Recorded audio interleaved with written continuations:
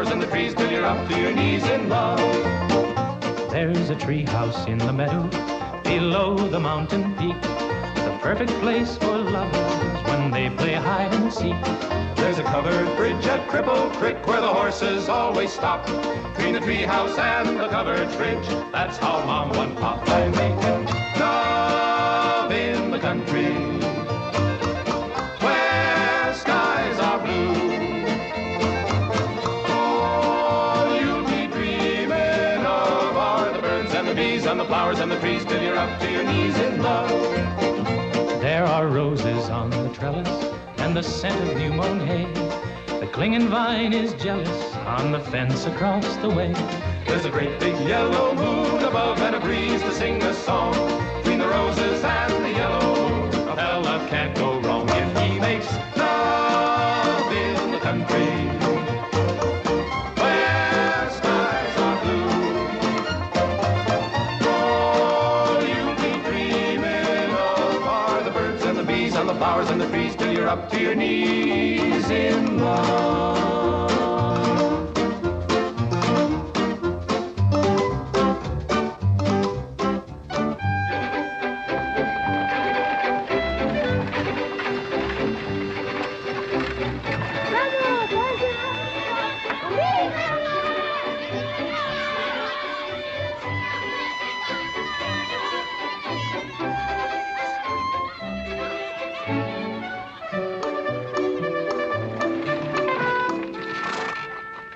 Lord to goodness, not again.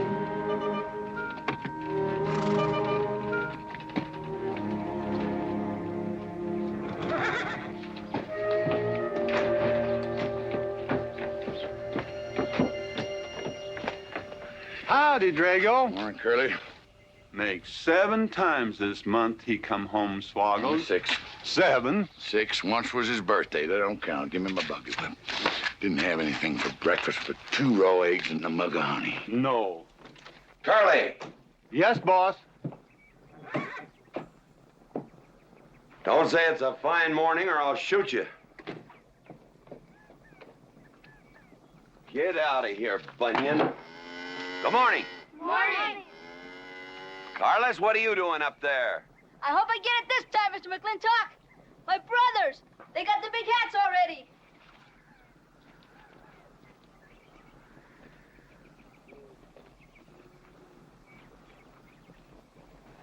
All right, let them have at it.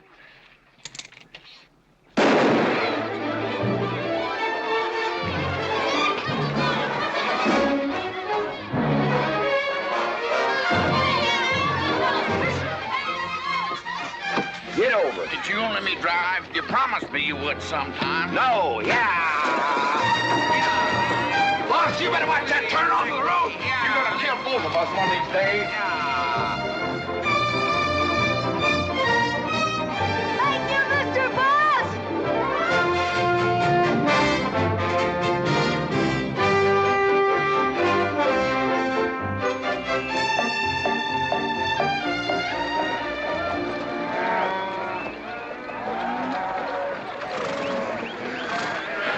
You got cattle in the back, boss.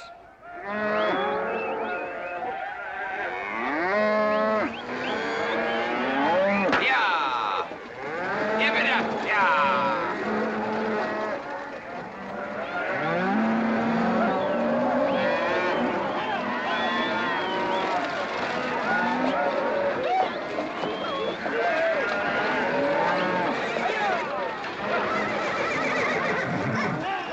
Keep 'em going. 15 cents a pound all the way to Kansas City. Yeah, yeah.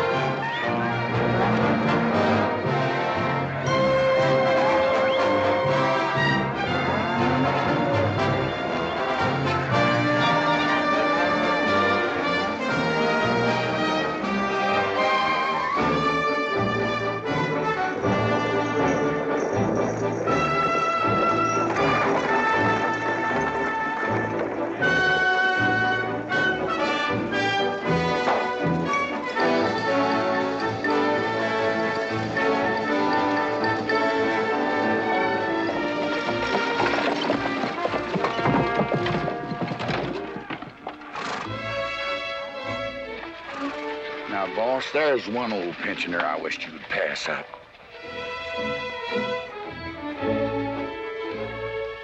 Bunny? Yeah. I knew where I'd seen his face before. He's an old timer. He's just been around town a couple of years. Oh, you have no milk of human kindness. Morning, Mr. McLintock. Morning, Bunny. Well, I can see you're in good health. Never felt better. Contrary to what you may hear. Me, my kidneys ain't what they used to be, and my liver's been leaving me bilious. Drago? Yeah.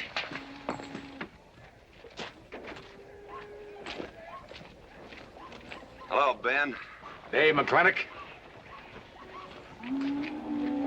Drago, throw that in the buggy. Yes, sir. The scrubby bunch of Sooners, huh? They are at that. Well, it ought to make Douglas happy, lining his pockets with land fees. What are we gonna do? I don't know what you're gonna do, Ben. Me, I do nothing. 200 families. Quarter of beef a week per family. They last 2 years. That can be a sizable number. I got 20 head to 1 of any other brand on the Mesa Verde. I'm not hollering. Some of us haven't got all the money in the world. Some of us ain't old and tired and feel like being put upon. You interest me, young Ben. Go on. So the first time I find one of our hides wearing our brand hung on one of them settlers' fences, I aim to kill me a plowboy. You do what you want, McLintock. We'll do what we want. Fellas my age generally call me GW or McLintock. Youngsters call me Mr. McLintock. All right, Mr. McLintock. Not because I'm afraid of. You're the big he-stud of this country. And I reckon a fella my age should call you Mister. Full grown now, GW. He's a half owner of the spread. I made him a full partner the day the doc gave me the long face. Well, you want him to vote the first time this territory becomes a state, don't you? Of course I do. If these settlers get burned out, there'll be a lot of hollering that this country's too wild to be a state. And we'll go on being a territory some more, with a lot of political appointees running it according to what they learned in some college where they think that cows are something you milk, Indians are something in front of a cigar store. I'm looking to you to hold young Ben down. I'll do what I can. Come on over to the house once in a while. We'll rack up a few hands of stud. GW, that'll be just fine.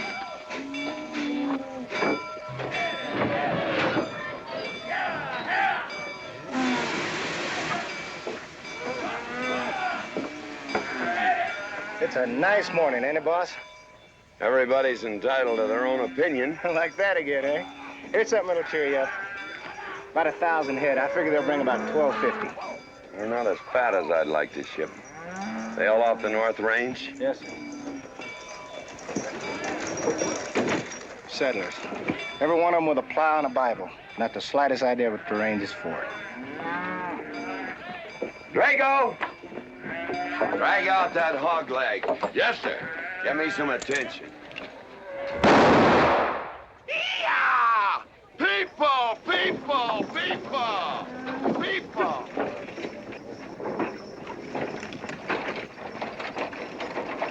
Come on, all of you, gather around. People, come on, gather around. I'm McLintock. You people plan to homestead and farm the Mesa Verde. Yes, sir. The government give us each 160 acres. The government never gave anybody anything. Some years back, a lot like you came in. You had a pretty good first year, good summer, easy winter. But the next year, the last rain was in February. And by June, even the jackrabbits had sense enough to get off the mesa. Folks, do you know who that is? That's McLINTOCK. George Washington McLINTOCK. I told him that, Douglas. He controls the water rights on 200 square miles of range. You know that lumber you got? It came from his land. Cut by his loggers and milled in his mills. Douglas, I come close to killing you a couple of times when we were younger. Saddens me I didn't. Can you imagine a man who owns all that? Oh, and mines, too. I forgot to mention them. All that. And he's begrudging poor people a measly 160 acres. That right, Mr. McLintock? You begrudge us a little free land? There's no such thing as free land. If you make these homesteads go, you'll have earned every acre of it. But you just can't make them go on the Mesa Verde. God made that country for buffalo. Serves pretty well for cattle. But it hates the plow.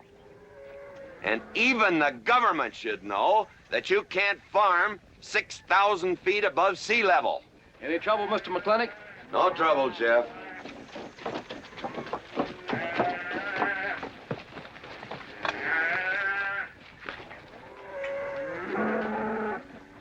How about you, Douglas? Douglas? Just plain Douglas, eh? And you call him Mr. McLintock. Why? Well, Douglas, I guess it's because he earned it.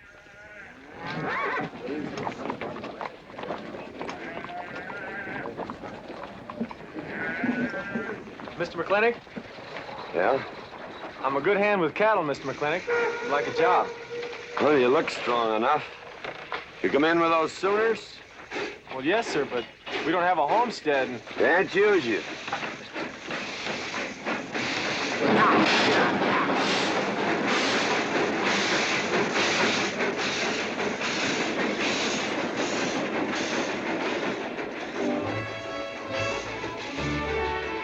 Tough life, ain't it, Sonny?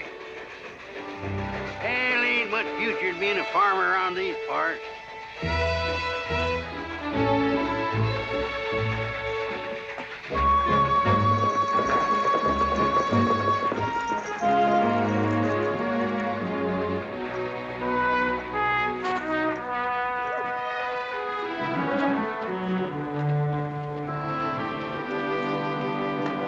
Ladies, this is the finest Chantilly lace available anywhere.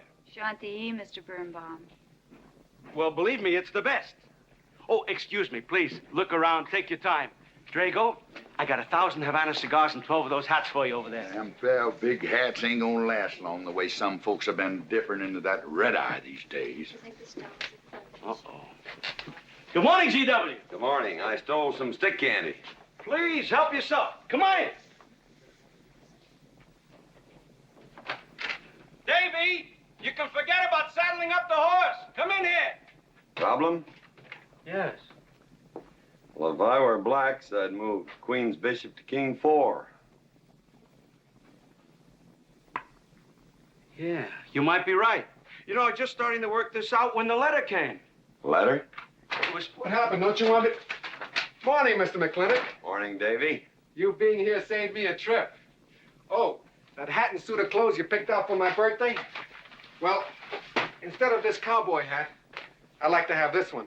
If it's, all right with you, sir. Oh, that's all right with me, Davy. Of course, that looks like the kind of a hat a fella'd wear down Main Street to start a fight. Oh, I don't need a city hat for that. All I have to do is walk down the street and some wiseacre will call me an Indian, and just like that, the fight's on. Davy, the letter, it's for you. And you are an Indian. Yes, I know I'm an Indian. But I'm also the fastest runner in town. I've got a college education, and I'm the railroad telegrapher. But does anybody say, hello, college man, or hello, runner, or hello, telegrapher? No, not even hello, knothead. Davy. It's always, let the Indian do it. Will you go out in the store and help the ladies? All right. I'm also a bookkeeper, part-time clerk. Always let the Indian do it. The lady brought that out here this morning, asked for it to be taken out to the home ranch for you. Handsome lady, kind of tall with red hair. Called me Mr. Birnbaum, just as if she'd never seen me before, and as if that veil that covered her face would keep me from recognizing her. I thought she was in New York or Europe or someplace. So did I. Jake, you better throw on a couple extra cases of the boss's favorite bourbon. That stuff sure gets used up fast out at our place. Which reminds me, you better start tapering off. Catherine's in town. Katie?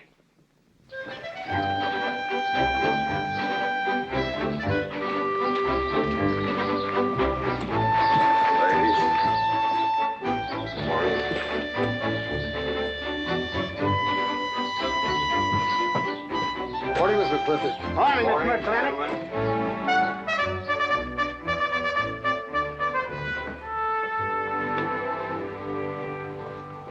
Good morning.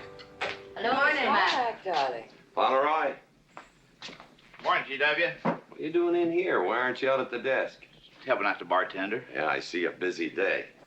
Give me the key to room 17. What? 17, and don't advertise it. Here they come, Mr. McLINTOCK.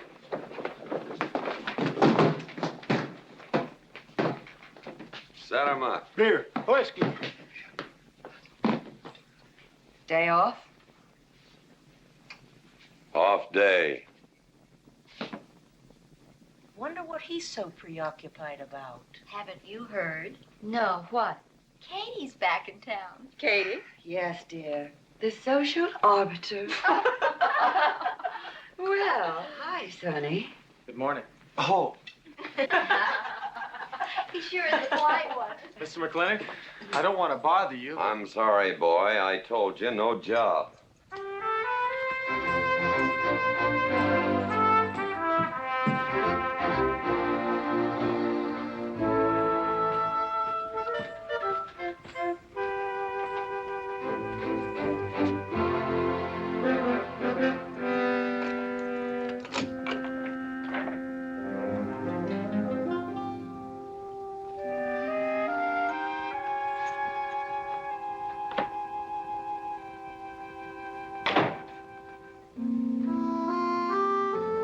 Catherine? George Washington McLINTOck.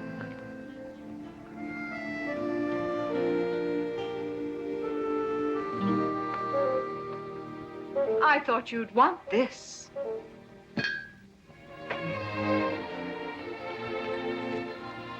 First dig of the spur. But who am I to upset your plans? But you feel kind of silly. I never feel silly. It's because you have no sense of humor. Why couldn't we sit down in the hotel dining room and talk about whatever it is you want to talk about? Or why couldn't you just come over to the house?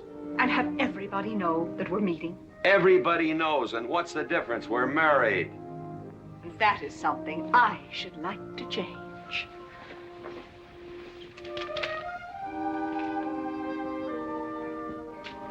You know the answer, Katie. That isn't why you sent for me. Let's get to the rat killing. Oh, that's just the kind of remark that's always endeared you to me. Let us open the discussion. Very well. Our daughter is coming home in a few days. Rather, she's coming here. It was just a slip of the tongue that made me refer to this ugly hamlet as home. Our daughter. Is it so hard to say her name? It's Becky. Rebecca. I hate that name. Anyway, she's coming home. And I hope to persuade you to let her live with me. Part of the time in the capital, part of the time in New York, and, of course, Newport during the season. You're whistling in the wind, Katie. If she stays here, she'll become just as crude and as vulgar as all of this country. And if she goes your way, she'll be all show and no stay. Oh.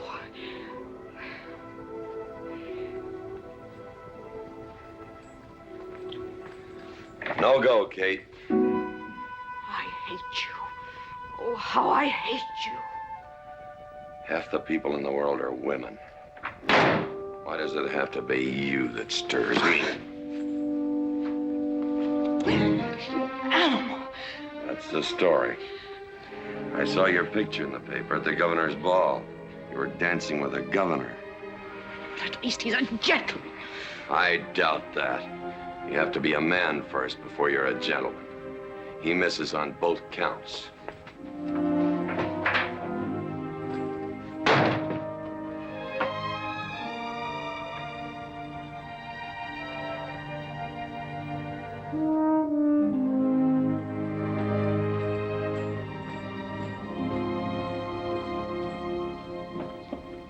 Hey, Sonny, you gonna ask him again? Nope. Hey, boy, you gotta pocket your pride. You gotta beg. You better listen to an expert, Sonny. I'm telling you, you got to grovel. Human nature gets him every time. Mister, leave me alone. Everybody does it one way or another.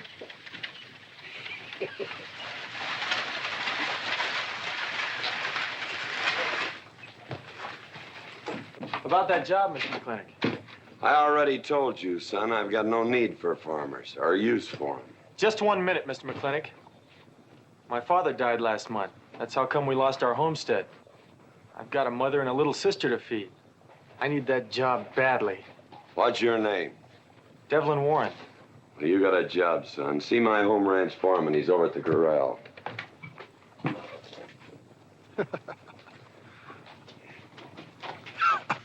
Step down off of that carriage, mister.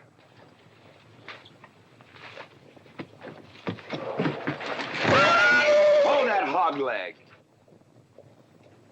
I've been punched many a time in my life, but never for hiring anybody.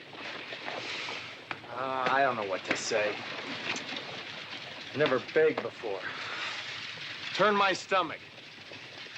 I suppose I should have been grateful you gave me the job. Gave? Boy, you got it all wrong.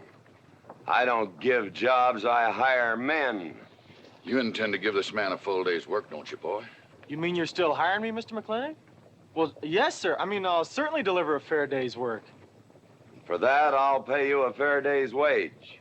You won't give me anything, and I won't give you anything. We both hold up our heads. Where do you live? The settlers' encampment, down by the mine. That's your plug? Yes, sir. Well, hop on him, and we'll go get your gear.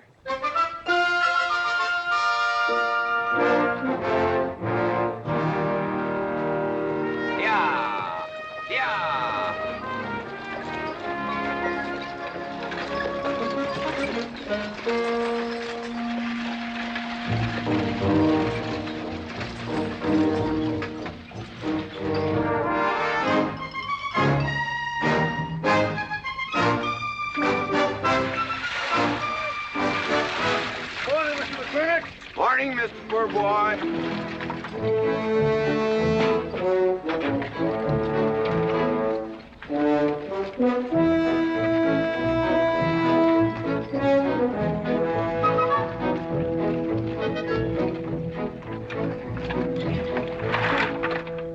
I'm sure that all you fine people are interested in knowing just what portion of this new land will be your new home. Oh, Jones and McAllister, since you've been more or less the leaders of our group, I'd like to have you come up and check the exact location. Won't be a minute, sir.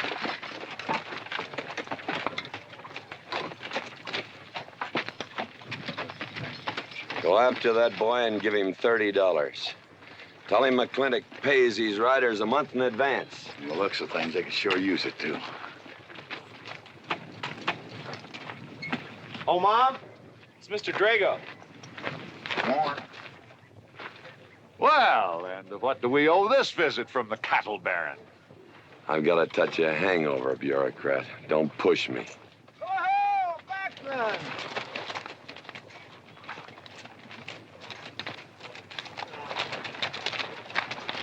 Say, those are Indians. Are there Indians in this homestead land? Friendly Indians, my boy. Oh, Macklin! Oh, running buffalo!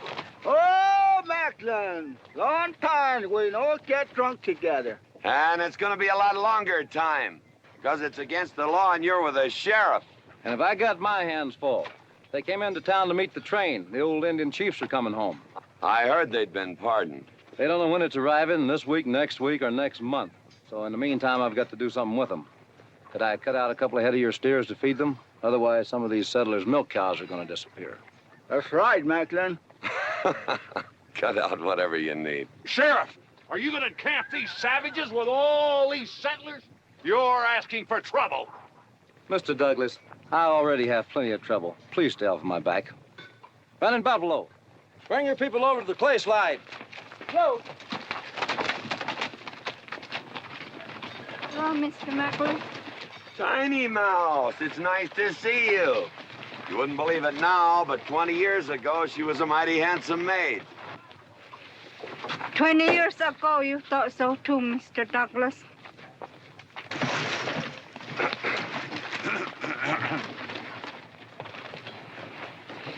It was just like this. I had a dead beat on old running buffalo, and my sharp 50 caliber misfired. That was back in that trouble in the 40s. Remember? I remember. Hey, you want to tell you something come directly from heaven? No.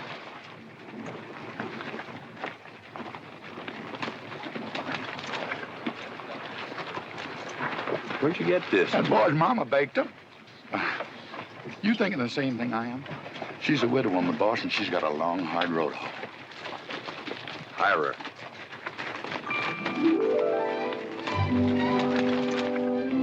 I always said you had a heap of sense. Mr. McClintock, this is my mother. Your mother?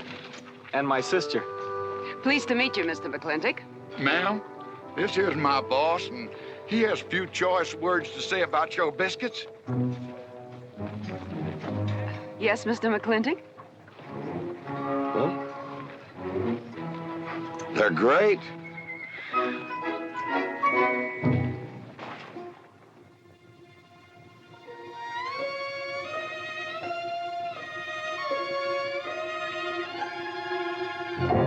Well, you old Cantonese reprobate, how about it? Fire me? I kill myself. I'm not talking about firing you, I'm retiring you. You've been rustling food for us for 30 years. We're gonna put you out to pasture. All you'll have to do is give advice. Be one of the family. I kill myself. I may save you the trouble. But, Ching, you kill yourself, I'll cut off your pigtail, and you ain't never gonna get to heaven. I'll be one of our family. I give you my solemn word. Pretty clumsy family. Drink too much, get in fights, yell all the time. Cut off his pigtail. All right, I'll be one of our family. Giúp lấy đó. Phải là giúp lấy đó. Giúp lấy đó, hai. Cảm ơn.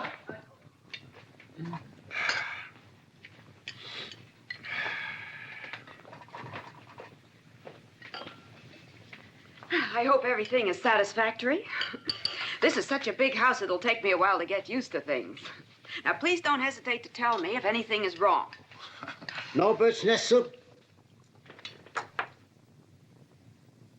Otherwise, just fine. Everything went nicely, finally. ma'am? Best apple pie I ever had. Curly's right, ma'am. Hated to leave that last bite. Shall we celebrate with a drink? Carlos, come in and help me with the dish. Alice, you want to help too? Yes, Jacob. All right, pitch in. Now, I'll wash and you get dry. Is that good here?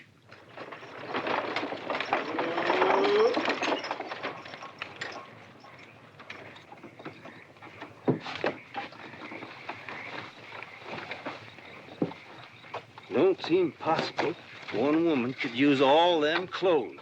You keep a civil tongue in your unprepossessing face. Yes, ma'am. And unload my baggage, please. Yes, ma'am. By the way, what does that word unprepossessing mean?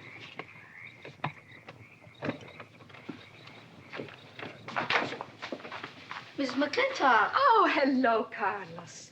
Run and help the driver with my luggage. I couldn't trust anyone else in this house to do anything correctly. Luggage? Give him a hand, Curly. Yes, boss. Mr. McLintock? Are you moving back in? Yes, but nothing has changed except my place of residence.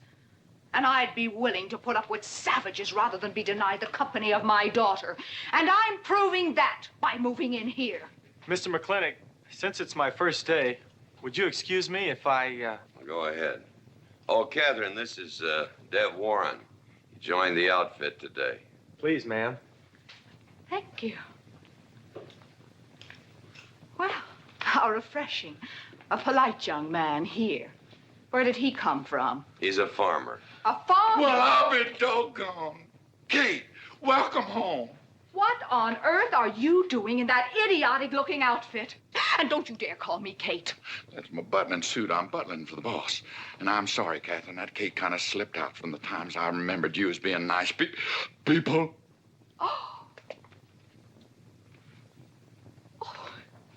Are you going to stand there with that stupid look on your face while the hired help insults your wife? He's just ignorant. He doesn't know any better than to tell the truth. And I can't help this stupid look. I started acquiring it as you gained in social prominence. Mrs. McLintock, where do you want I should What? Put him in the master bedroom. Yes. But move Mr. McLintock's things into another room. Oh, the one back of the stairs would be best so that he can't wake up the entire household when he comes home every night. Just before daybreak. Yes, ma'am. Oh, excuse me. Here's your cigars, Mr. McLintock. I am Mrs. McLintock. Kate, Catherine, this is the cook. This is the lady does the cooking for us. Mrs. Warren, Mrs. McLintock. How do you do? Very pleased to meet you, Mrs. McLintock. Very pleased. Likewise. You see, I just came to work here today, and I guess I jumped to the conclusion that this was a bachelor's household. It is, and then again it isn't. I will explain so everything will be quite clear, Mrs. Wallace. Mrs. Warren. Mrs. Warren, it has been a bachelor's household for quite some time. And it will be again, just as soon as I am out of here, which will be as quickly as I can make arrangements to take my daughter back east with me. You see, she's coming home from school in a few days, and then we'll be off together, and you can return to conducting yourself as you consider proper in a bachelor's household. Katie! Shut up! Until then, I am mistress in this house, and I will give the orders. I want my breakfast served in bed. Let her. Ain't you gonna say nothing, boss? Breakfast in bed. No. 1 poached egg, tea, toast. Oh, GW. As soon as my things are put away, I want to talk to you about Rebecca. Yes, Mrs. McLintock. Indeed, Mrs. McLintock. Of course, Mrs. McLintock. The toast, lightly browned and unbuttered. Of course, ma'am. Wait a minute now, boss. Where do you think you're going? I just remembered I got a date. But she said she wanted to have a talk with you. I heard.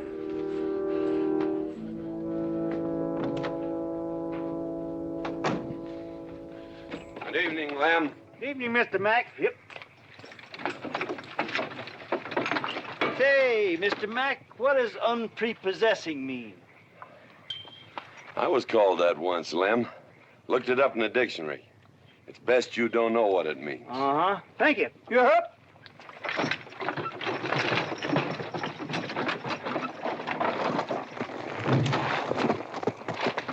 Hey! What am I gonna tell her when she asks where you went? When in doubt, tell the truth.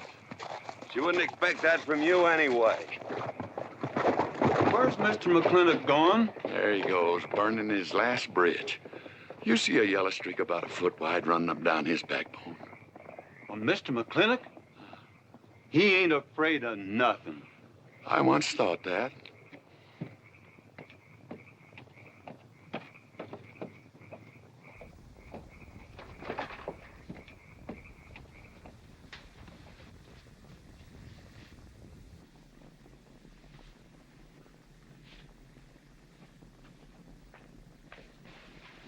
Drago? Yes, ma'am. Was that, He took off, lit out. I told him I wanted to talk to him. Yes, ma'am. I was standing right over here when you said it, and I was standing right out there on those front steps when he walked up to a horse, grabbed a hunk of mane, stepped up on him, and sunk spur. Where did he go?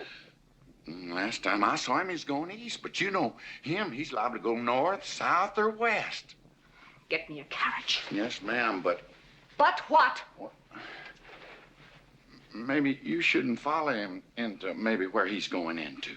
What does that mean? I don't know, but I wish I hadn't said it. I'll just get the carriage. Yes, ma'am.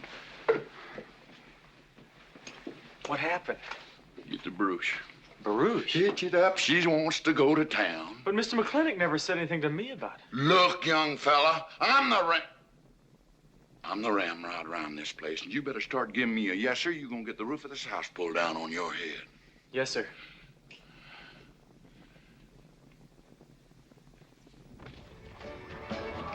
Hello, lady. Hi, Mr. McLintock. No room, eh? Drink, please. Hello, Bunny. How is everything? Oh, fine, fine, Mr. McLintock. I'll get you next time.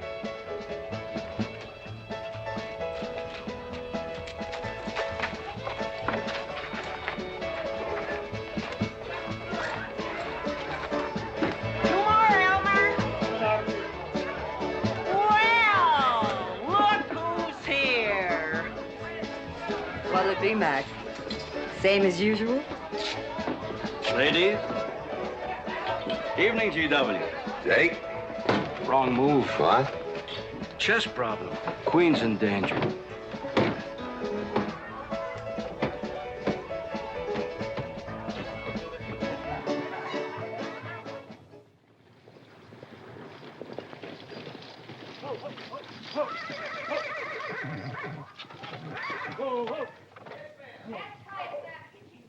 I suppose you can do that. Camille, you're on your own. Miss McLintock?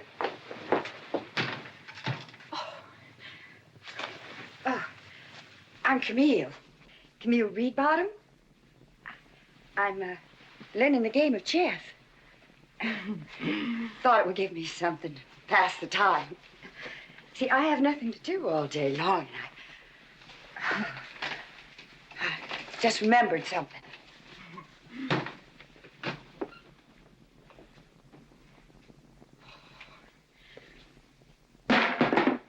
Catherine, I didn't hear you come in. Mr. McLINTOCK, I told you that I wanted to talk to you. Not now. Could I get your glass of sherry, Catherine? Oh, thank you, Mr. Birnbaum. I could use one. I came into town behind a runaway team. Drago never could handle horses. It was that young man whose mother pretends to be your cook. Catherine, your wine. Oh, thank you, Mr. Birnbaum.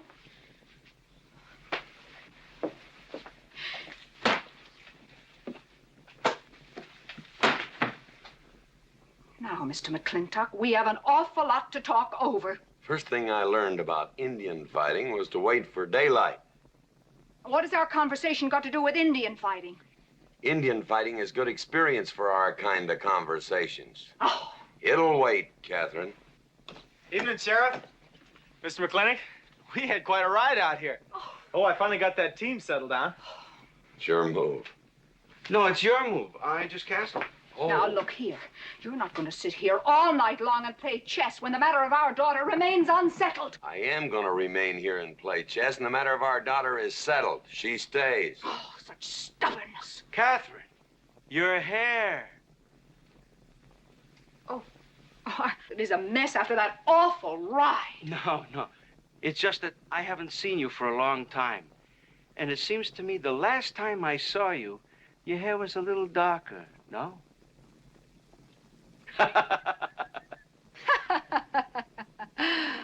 It's a funny thing that tricks a man's memory will play, huh?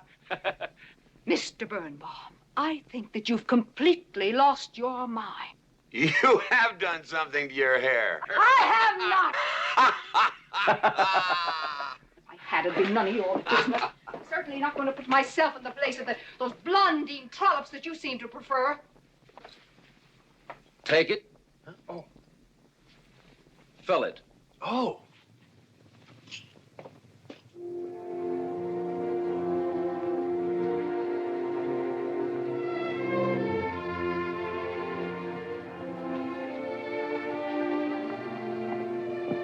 Morning.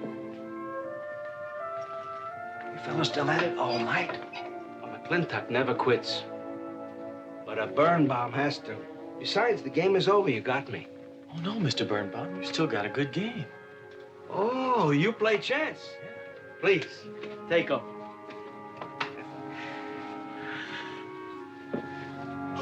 Pretty good. Fair. Well, looks like I won't have to come into town always to get a game. Remember, I'm a bad loser.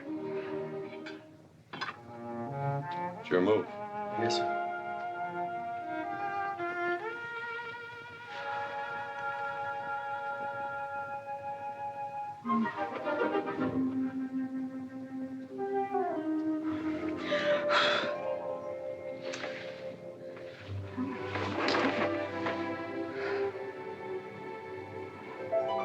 Good morning. Good morning. Oh, it's not morning already. Mm-hmm. Cup of coffee? Oh, yes, thanks, Jake. You're welcome, Catherine. Got any cream? Canned cow's milk. And do. Good old condensed milk. That reminds me. I was cleaning out my desk the other day. I found something I wanted to return to you.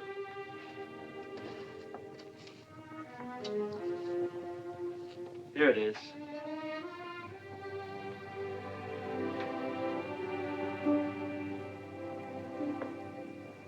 It's a medal, remember?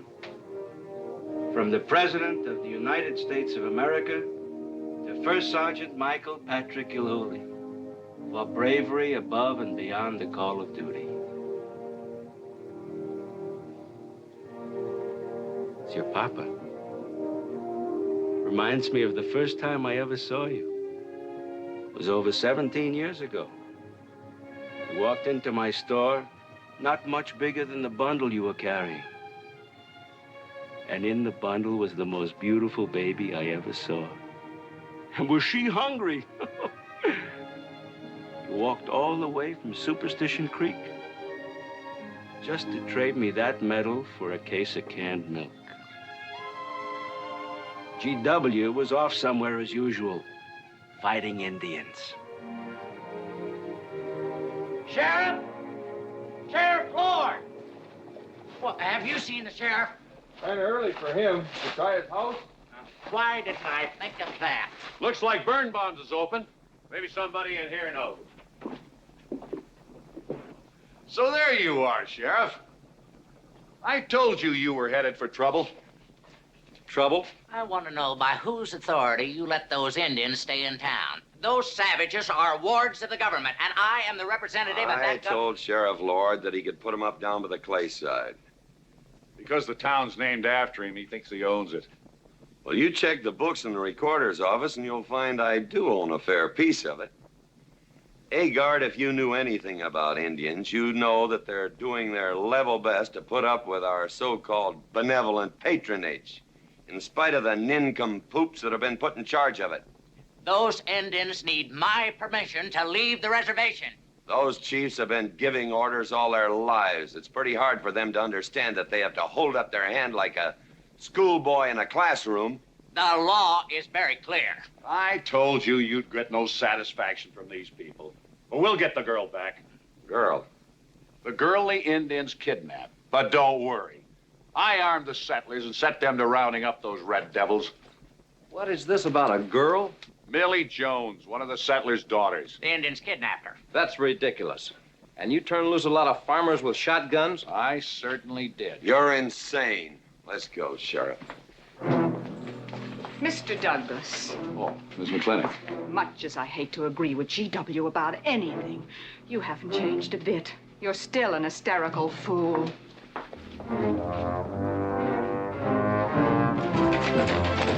Coming to town, I got worried. What about? Thought maybe Katie shot you. Not yet, Drago, but it took restraint. Wait a minute. We better take Agard along. Not that he'll be much help. Drago, have him on the horse.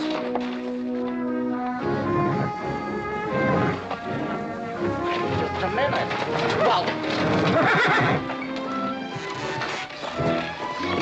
I'll drive. Yes, ma'am. Agard, what are you doing? Agard, this is serious. Stay with him, Agard. Stay with him. Agar, will you stop showing off and getting this buggy? Mercy. Mercy. That horse is a little green.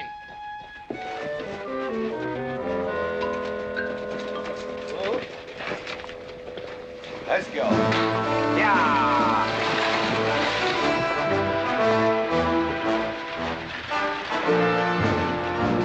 Just where do you think you're going? Don't use that range, boss. Tone of voice with me.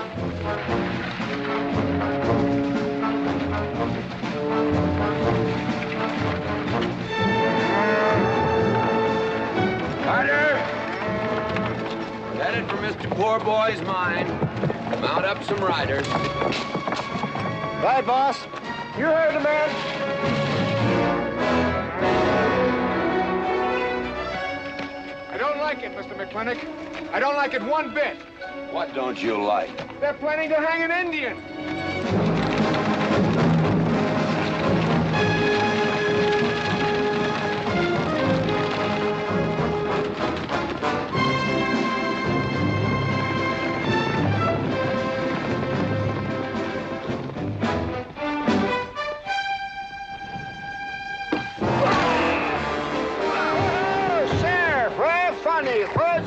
whiskey. Hold that! Not so fast, Mr. Boss of the whole country. Unless you want to wear a big hole in your middle. How long is GW going to let that cheat-chalker push him around? That cheat-chalker has a sawed-off shotgun. How do you know she didn't wander off someplace or meet some fella or something? What are you saying? That I didn't raise my girl right? That she'd wander off all night with some man? There's a lot of things I'm not saying to you, mister. Well, you got a sawed-off shotgun in my middle. But how do you know this Indian had anything to do with it? She's gone, ain't she? She's gone. Pa! Pa! I'm over here! Pa! Been looking for me, Pa? Where you been, gal? Young Ben took me for a sunrise ride, and the horse wandered away. You come down over there. But, Pa! She's telling the truth, Mr. McClintock. We wasn't doing nothing. Well, that's not important right now. The important thing is that you don't draw that hog leg, or this'll be worse than Dodge City on Saturday night. You get on, back to the wagon. I'll tend to you later. Now for this young whippersnapper. Now, no harm has been done. And young Ben here is one of the nicest boys in the territory, so just put down that shotgun and I'll let's teach forget him to fool with Mike. Now, we'll all calm down. Boss, he's just a little excited. I know. I'm going to use good judgment. I haven't lost my temper in 40 years. But, Pilgrim, you caused a lot of trouble this morning. Might have got somebody killed. And somebody ought to belt you in the mouth. But I won't. I won't. The hell I won't.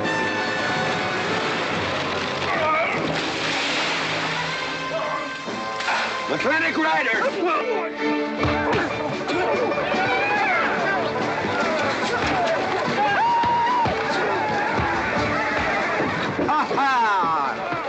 Oh, Markland! Hey, Buster! Remember me?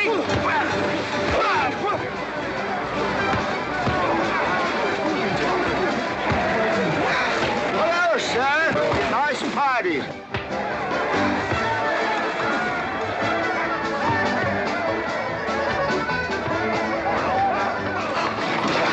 Do you think you ought to? I ought to what?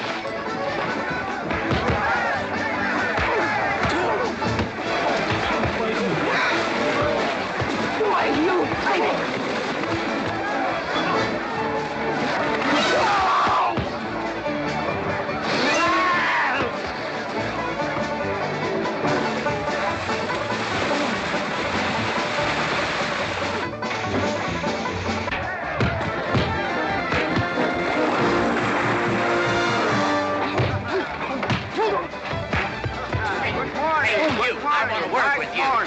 Just a minute. What are you doing? My glasses. Hey, now stop this or you'll be sorry.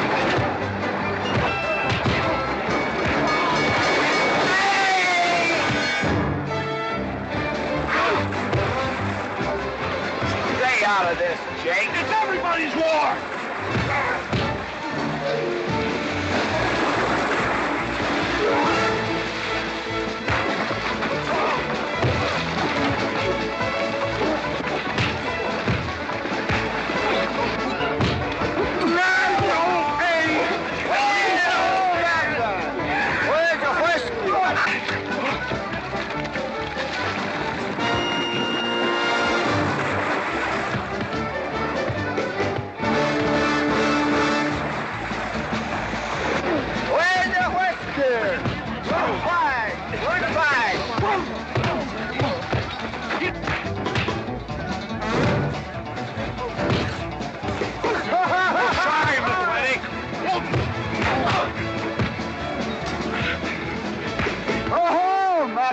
Thanks. Ha-ha! It's very funny. Yeah, very funny.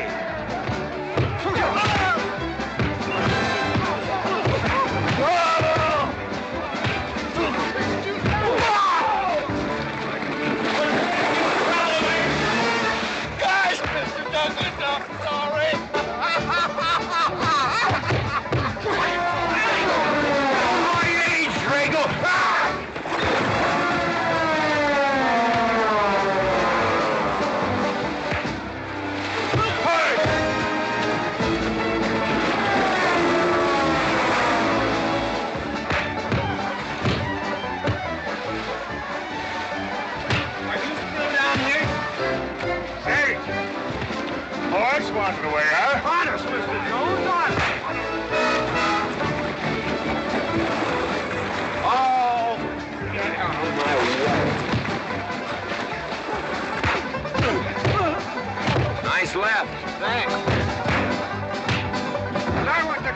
For this, you don't need college. You're not getting me down there.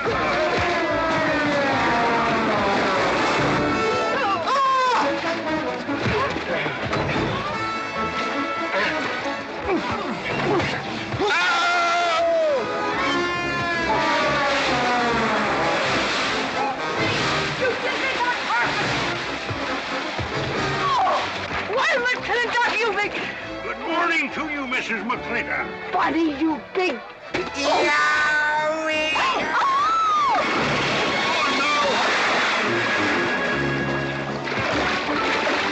G.W. McLINTOck, you big, big clumsy! Well, it's pretty hard to control yourself.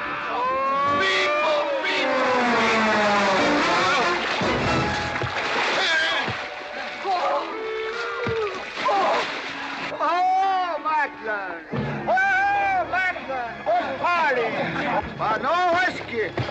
We go home.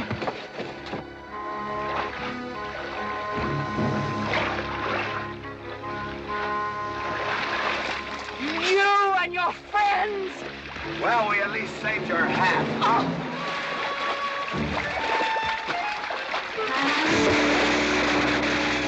Where is everybody? Oh, for heaven's sakes.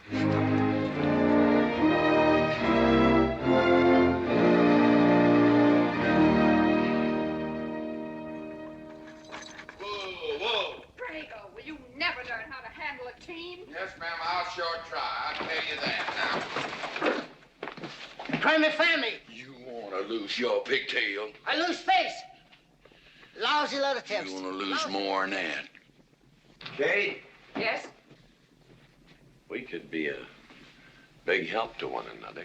Like what, may I ask? Well, we could wash the mud off of each other. We used to have quite good times doing that sort of thing. There are a lot of things we used to do. Good night, Mr. McLINTOck.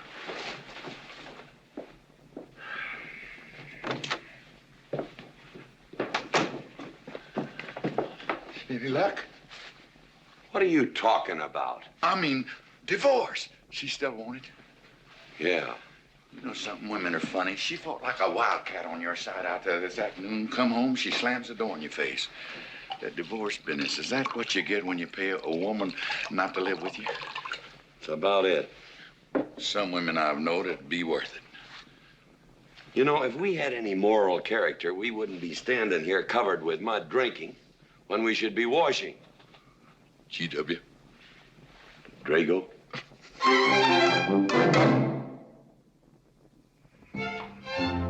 Miss Warren, these biscuits. Oh, thank you, Drago.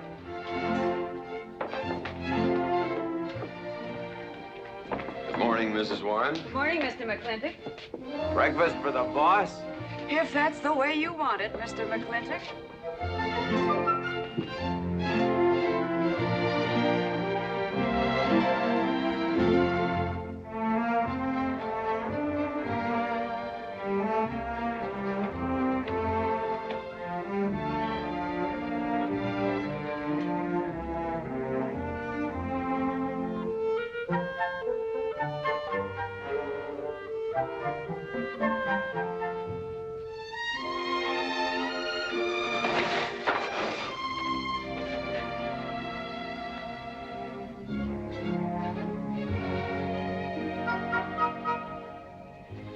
One poached egg, tea, toast, lightly browned, and Why, Mrs. McLINTOck, you have a black eye. I do. Ooh.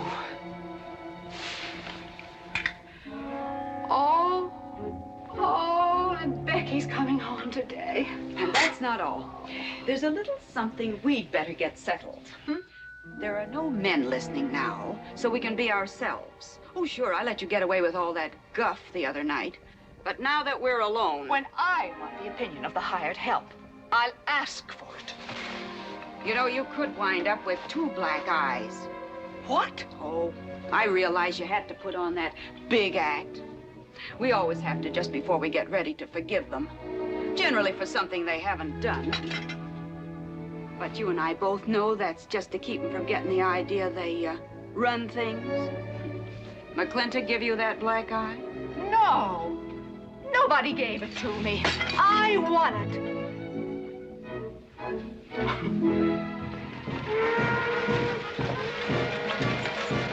Morning, Davy.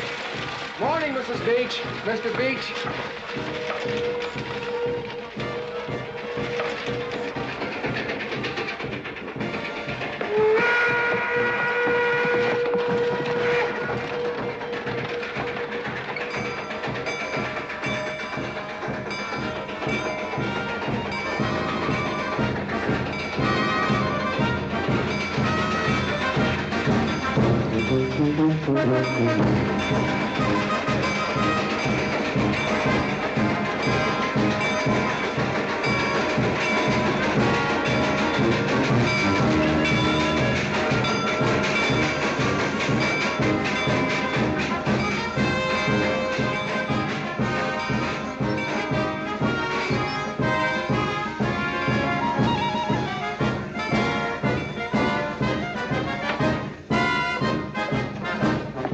Why, Miss Becky, welcome home.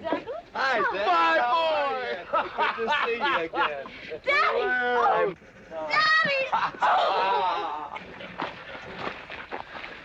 It's been 2 long years. I guess I'm gonna have to stop calling you Tomboy. Oh, Becky. Mama! Oh, darling. I wasn't sure you'd be here. Oh, I've been here a few days. Oh, Becky, I bought you 3 of the most beautiful dresses. Uncle Drago! Oh! Did you bring your old uncle a coming home present? Sure did. What is it? A mustache cup. And what did you get me? Prettiest Palomino pony that ever packed a saddle. Broke the stand, drowned, tie, and the counter. Oh! Uncle Jake! Oh! What are you doing with Mr. Douglas's tuba? Oh, Mr. Douglas has had a little accident. I brought you a whole shipment of licorice sticks. But now that I've seen how much you've grown, I think we better exchange them for a couple of bolts of dress goods, huh? Thank you. Oh, the mayor was going to be here, but he had to go to the territorial capital on a horse theft matter. But I'm going to give his speech. Oh, and don't worry about the mayor. I'm sure that he can find a bill of sale for the horse.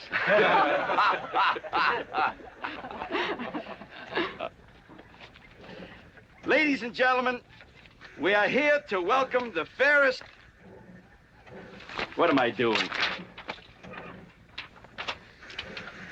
We are here to welcome back the prettiest girl that was ever born in McLINTOCK, or in any part of the territory.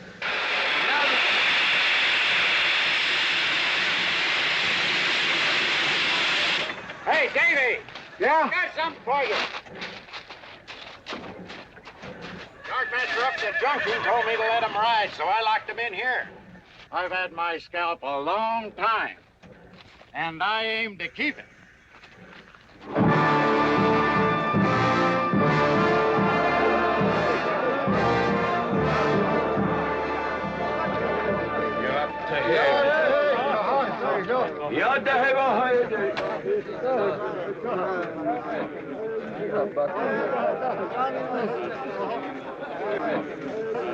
And now she's come back to us. Gone are the pigtails, but the freckles are still on the prettiest face that was ever born in McLINTOCK.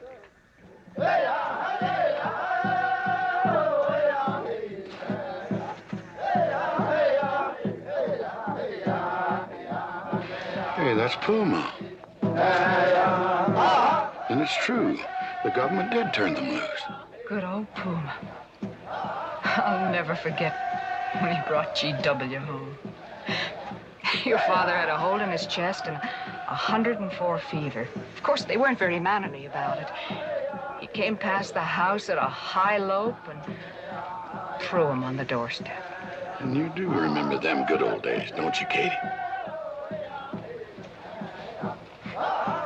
Catherine.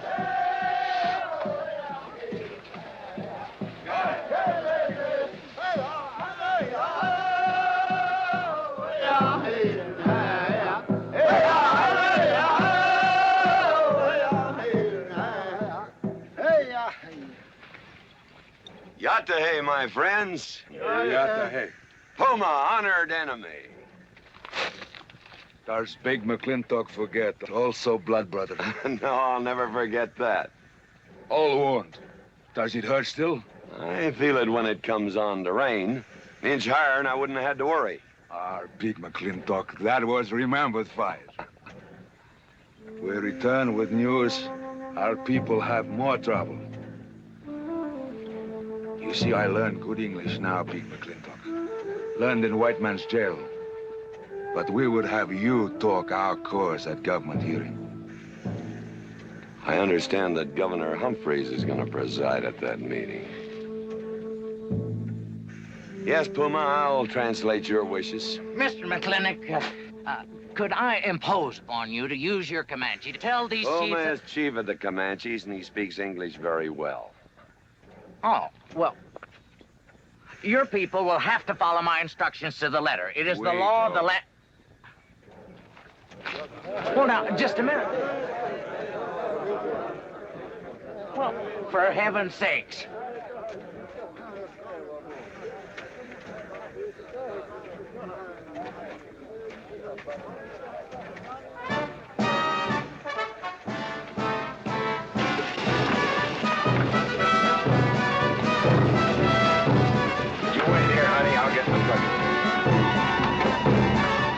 Clinic party? Surely. Will I see you there, Beth? Of course, Davy, and you can have the first day. Sis? Don't want any sister of mine talking to strangers. Davy's not a stranger. He clerks in burn barns. He's an Indian.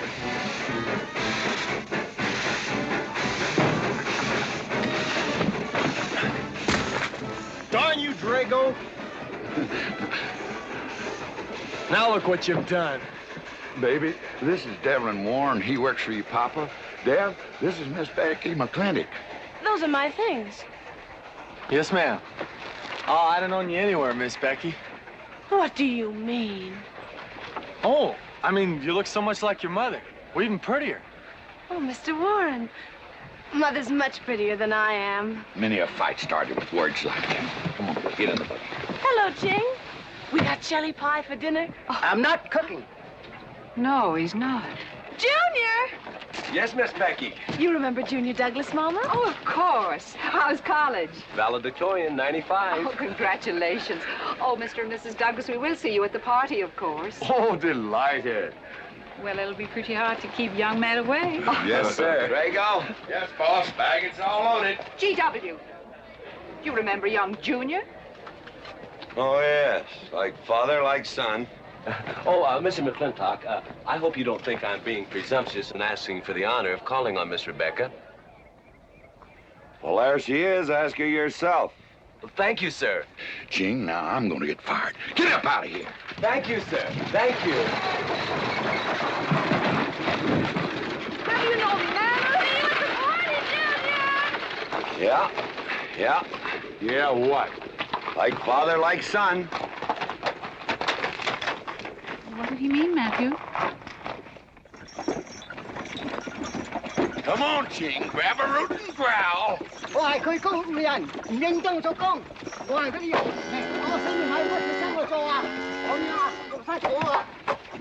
you're doing a good job, Miss McLINTOCK. Thank you, Miss Flora. Deb, when you're finished there, go over and help Drago with the beer cakes. Yes, Mom. Deb, could you come and help me a minute?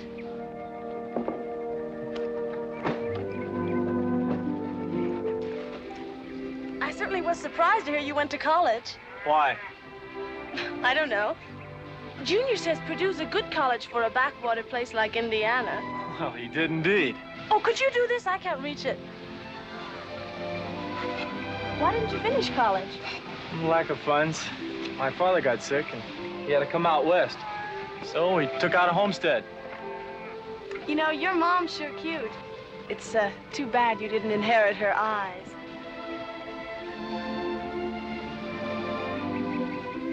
Well, you'd been lucky if you'd inherited a few things from your father. Oh, really? For instance? It was common sense, for instance. Common sense? Yeah. You don't see him being fooled by some dude like Junior Douglas. Junior's not a dude. He's It's nifty. This needs a woman's touch.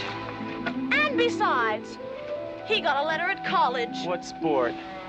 Glee club. Very strenuous. Don't you dare hug me! Oh! I have no intention of hugging you.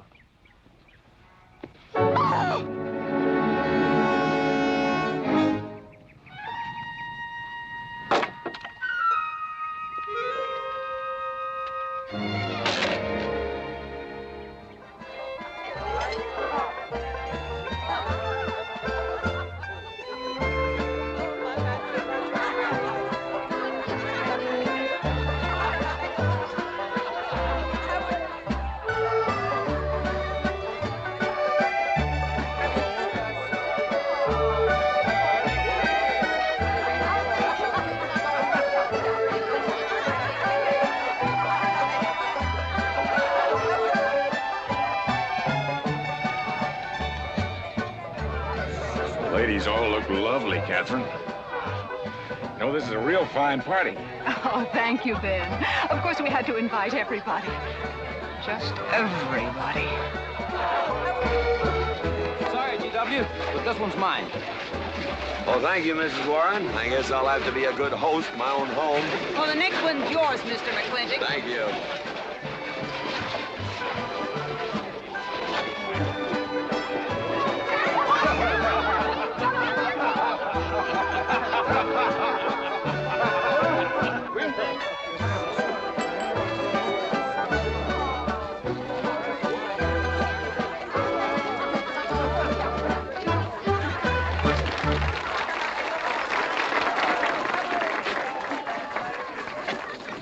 Drago, go and do what I told you to do. Oh, Katie. Catherine, and do as you're told. Oh, Drago, do this. Drago, do that. Yeah! People! This Douglas feller. Drago! Yes, ma'am. Matt Douglas, Jr. is going to bring you folks some of the latest Terpsichorean dance steps, brand new, brought by him directly from New York City. All right, Mr. Fiddler.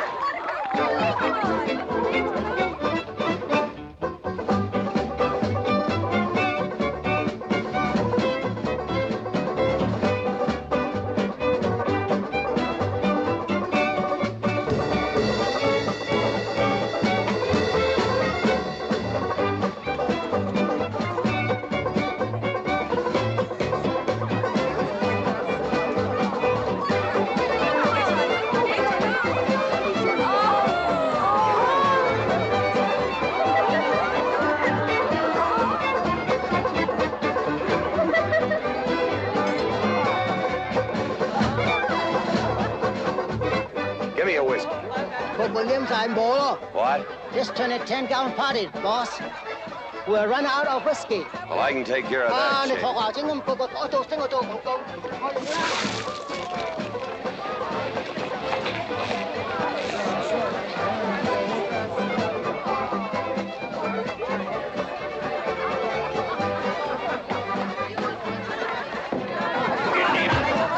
Indian.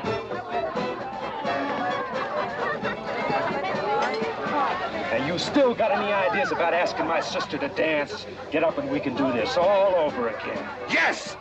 That's enough. You fought it. It's all over. Quit butting in, Birnbaum. He's a hired man, not your son. Look, you fought him fair and square. I don't think it was so fair and square. Well, you want to take up where he left off? If I did, you wouldn't find it so easy. Look, now we've had enough of this. Well, when are you gonna quit walking away? Just as soon as we're out of sight of the party. A little lesson I learned back home, don't fight in front of women. Well, we're out of sight now. So we are.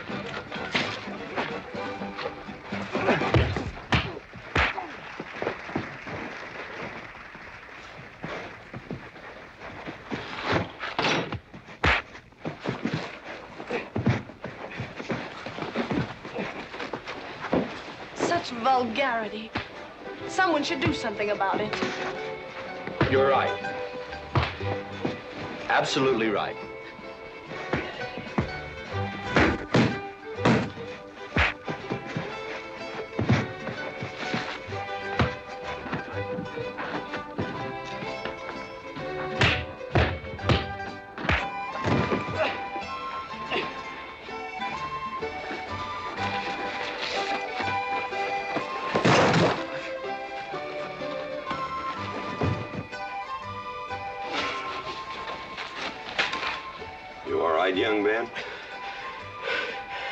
right, Mr. McLintock. Pretty fancy fighting for a country boy. 2 years at Purdue, Mr. McLintock, on the boxing team. I never thought any farmer could whip me. You sure did. Better get him cleaned up. Get him some water, Jake. Yeah.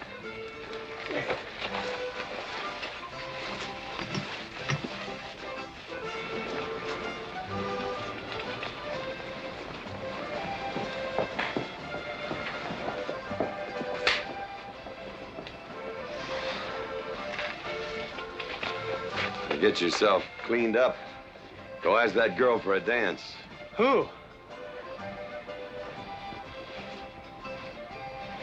Oh! Did I miss one? Where is he? I'll find him, that young whippersnapper. Trouble. Where is that farmer boy? Where is he? Where is he, G.W.? Oh, so you're the young farmer boy that whipped my nephew. Well, I'm Fauntleroy Sage, young Ben's uncle. Well, I'm no farmer, but if you're young Ben's uncle, yes, I whipped him. And you're intruding. What's intruding mean? Butting in. Oh, so he's insulting me. Well, then I got another reason for walloping him. Besides, on account of him thrashing my nephew, young Ben. Fauntleroy, you can't get mixed up in these youngsters' quarrel. Family honor.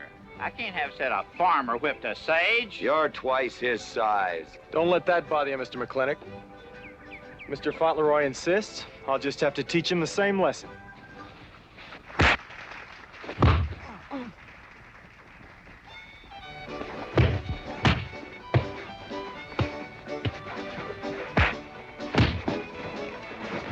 Say!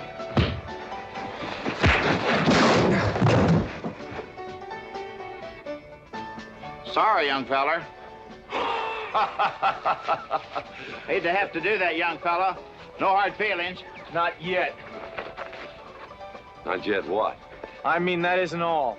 Now, wait a minute. Fauntleroy, we're gonna make this a fair fight. Of course we are. Of course we are, G.W. There'll be none of this. I wouldn't do that, G.W. You wouldn't do... No, I wouldn't do that. And Dev, I don't want you kicking Fauntleroy in the knee. He didn't do no such thing. And none of this nose twisting. He's all yours.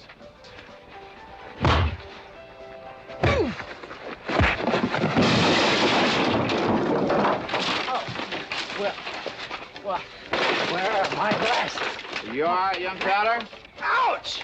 I'm all right. This Indian agent will stop stepping all over me. I beg your pardon, G.W. You're just funning me. But I want you to know that boy fought me a fair fight. Well, I'm glad to hear that, Fauntleroy. Here's my uncle. Fauntleroy, what have you been doing? I hope my uncle didn't bother anybody. No bother. I think we'd better join the ladies before they get curious. Drago. Fauntleroy, let's line them all up for a do-si-do. Jake, you think tincture of arnica would help? Could be. Used to help you. Gentlemen, to the medicine cabinet.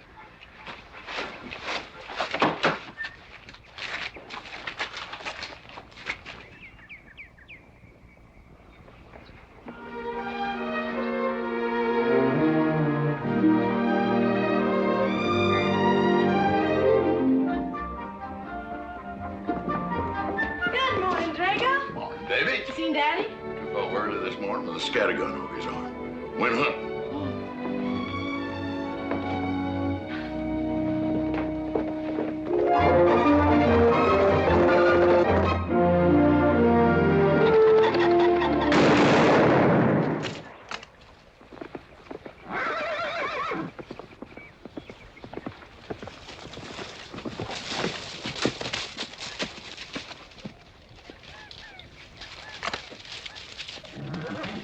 Morning, Daddy. Good afternoon. I'll get you out so early. There's something I have to get straight in my mind. Yeah? What? Mama.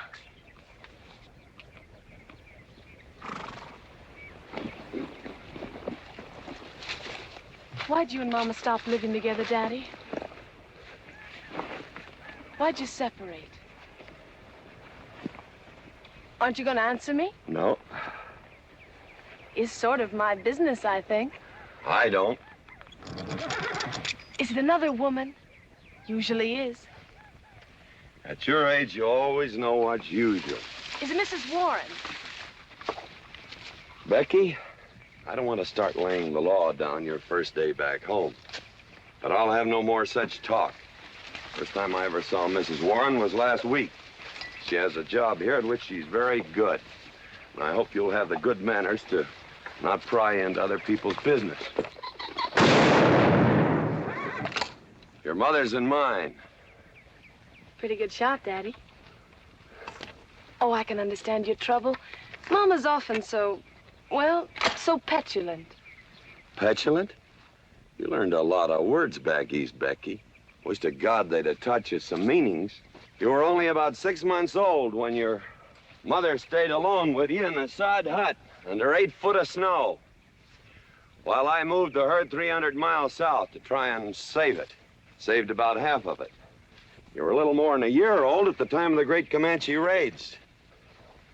We stood off 500 Plains Indians for 9 days. Petulant, Becky? I think you better go on home. See that Ching gets those birds.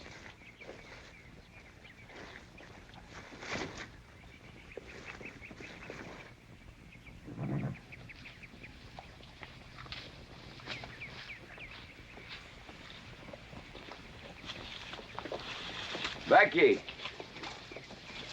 come here.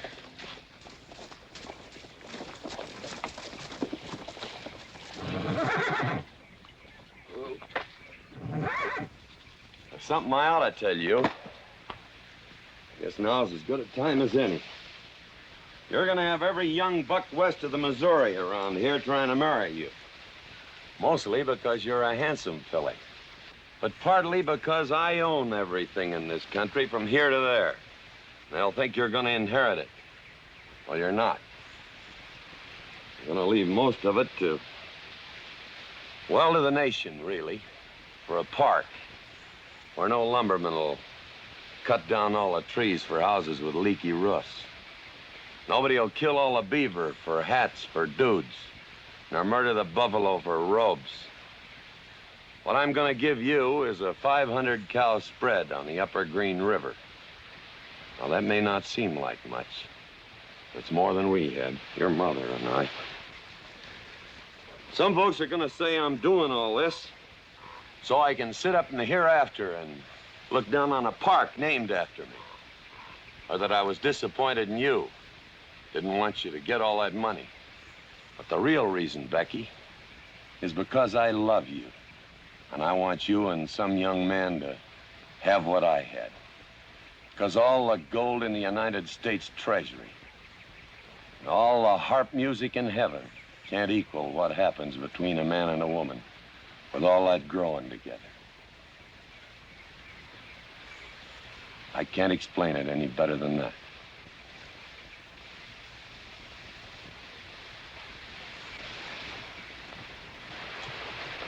All right, Daddy. Becky.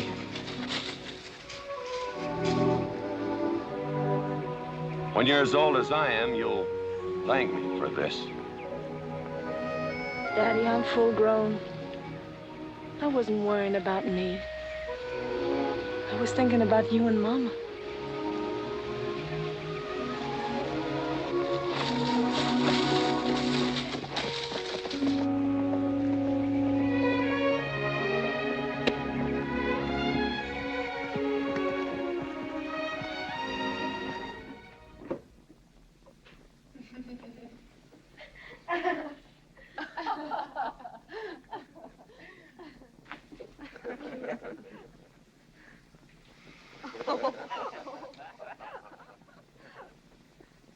Oh.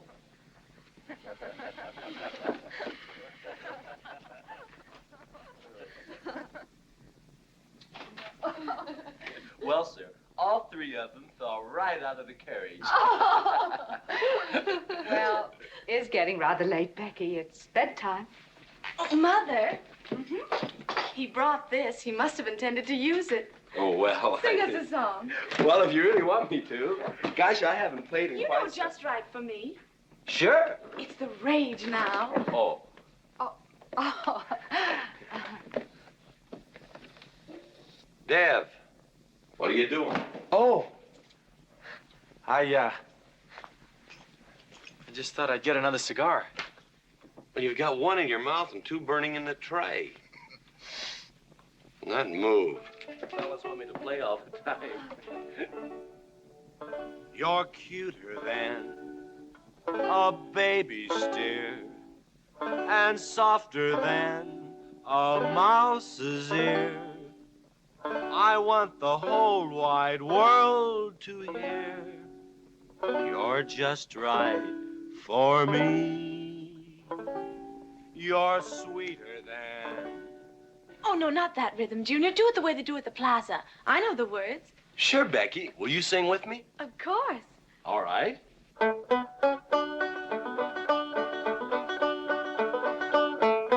I love a man who's witty and smart and clever. It's your move. Oh. Oh, Dev, you're playing like an amateur. Let's call it an evening. I'd like to know where your mind is tonight. You're sweeter than the early spring, or bluebells when they start to Pretty good. ring. You Voice like her make father. me feel like a king. You're just right for me. Sweeter than honey, finer than wine. I'm sure they found you on that honeysuckle vine. I would melt in your embrace. You disappear without a trace. To die like this is no disgrace. This is the time. This is the place for you. Just Right for me.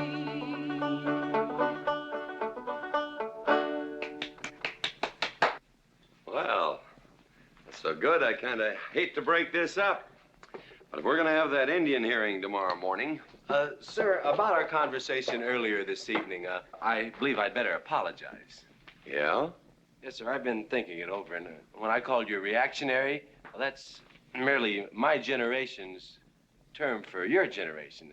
Nothing personal, sir. Oh, really? Well, good night, sir. Good night, Miss McLINTOCK. Good night, and do come again. Good night, Drago. Night. Boss, what does reactionary mean? Me, I guess. He says that anyone that wanted to sell at a profit was a reactionary. Was we reactionaries back in them days when you was selling beef cattle for 6 cents a pound on the hoof? Well, no use arguing with him. College boy.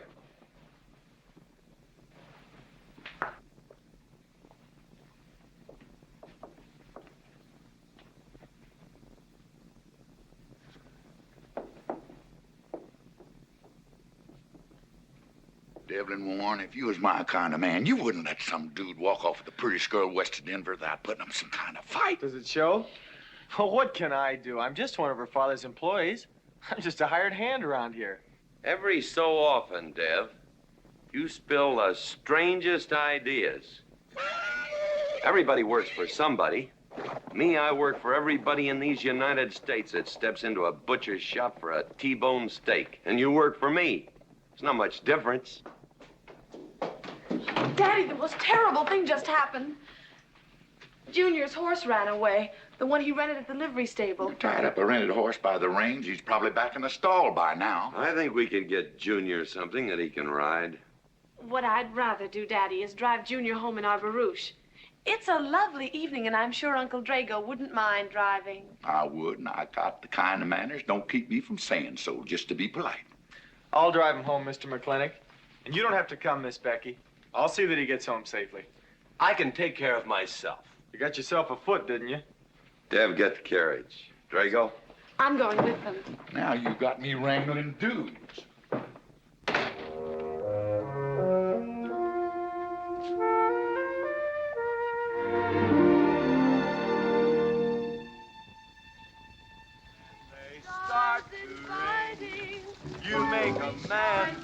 like a king, you're just right for me. Miss Becky, somebody better help me watch the road. You know, I'm new around here. Might take the wrong turnoff. Devlin Warren, you know there isn't a turnoff between here and town. You disappear without a trace. To die like this is no disgrace. This is time. This is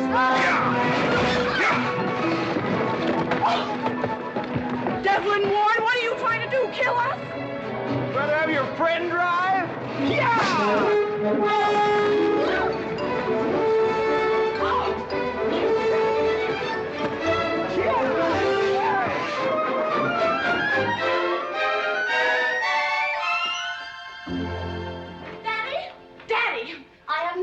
Humiliated in my entire life. I said what I said, and I'll stand by it to the death. Shoot him, Daddy. Shoot him at once. Why? My honor is at stake. Well, now, Your Honor. Absolutely. He impugned my honor. Impugned? What does that mean? Slander. He slandered my honor. He did? I said what I said, and I'll stand by it to the death. He admits it, see? Shoot him. Well, what is he admitting to? Why, he called me a... I won't even repeat the word. I didn't necessarily call you anything, but I said what I said, and I'll stand by it to the death. Well, just for the tally books, what did you say? I said that any girl who would permit a man to kiss her before they're formally engaged is a trollop. He said it again. Shoot him. Now, hold on. No, don't hold on. If you're my father, if you love me, you'll shoot him. Well, I'm your father, and I sure love you. So... Oh, you shot him. You really shot him. Hey! He dies. If he dies, he'll be the first man ever killed with a blank cartridge. We use this to start the races on the 4th. Hey! I'm on fire! Oh, you poor dear. Poor dear? You'd have had me shot in cold blood. But it didn't happen. Yelling I insulted you and all. What you need is a good spanking. Dev! Daddy! Leave me out of this. I think I'll give you what you deserve. You wouldn't dare! Oh, wouldn't I? You'll think next time before you have someone shot. And this kicking and yelling isn't gonna help you. Don't you! Oh, Daddy! Wait a minute! Daddy! Oh, Daddy, help me! Don't! Daddy, boy, I hate you! Mommy! Oh, G.W., was that a shot?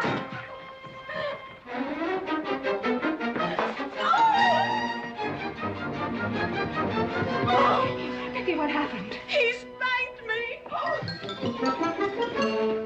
You spanked my daughter?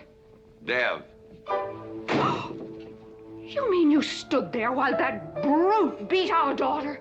G.W., what's happened to you in the last 2 years? Better part of valor, son. Oh, isn't it enough that you've always treated me like a squaw without subjecting dear, sweet Becky to this crude, vulgar way of Catherine, life? you women are always raising hell about one thing when it's something else you're really sore about. Oh. Don't you think it's about time you told me what put the burr under your saddle about me?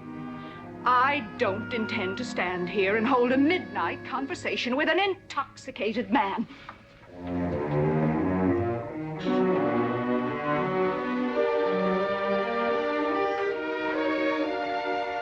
And I am not intoxicated. Yet.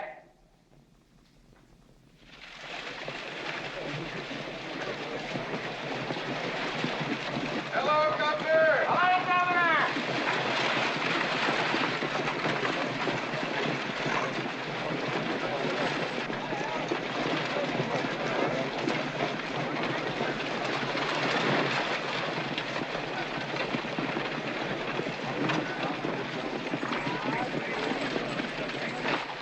Chief Puma? Yes, Sergeant. Big McLINTOCK, we know you get us fair judgment. You gentlemen, follow me.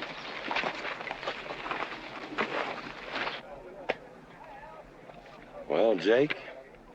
GW?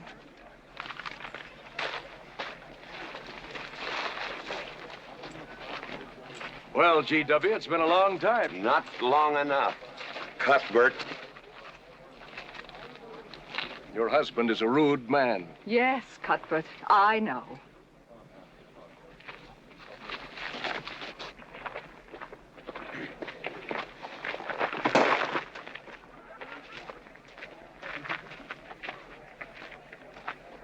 Where you want the Indians, Mr. McLINTOck? Mr. McLINTOck is not running this hearing. Sergeant, seat those Indians. Yes. Gentlemen, be seated. You know, the whole tribe here want to come into town. Proceed, Lieutenant. This hearing is now in session. Governor Cuthbert Humphreys presiding. Good luck, Daddy. Afraid it's a packed court. Government Edict number 826 has ordered that the Comanche Nation be transferred from their present reservation to Fort Sill. It is the government's claim, as filed by Indian Agent Agard, that these chiefs, after being released from prison by a kindly government, did then rouse and incite defiance among the tribe against said order. It seems, gentlemen, that although some of these chiefs speak English, Chief Puma is quite at home in our language, they have chosen Mr. McLINTOck to be their spokesman. I speak for the Comanche, or rather I offer this translation. Proceed, Mr. McLINTOck.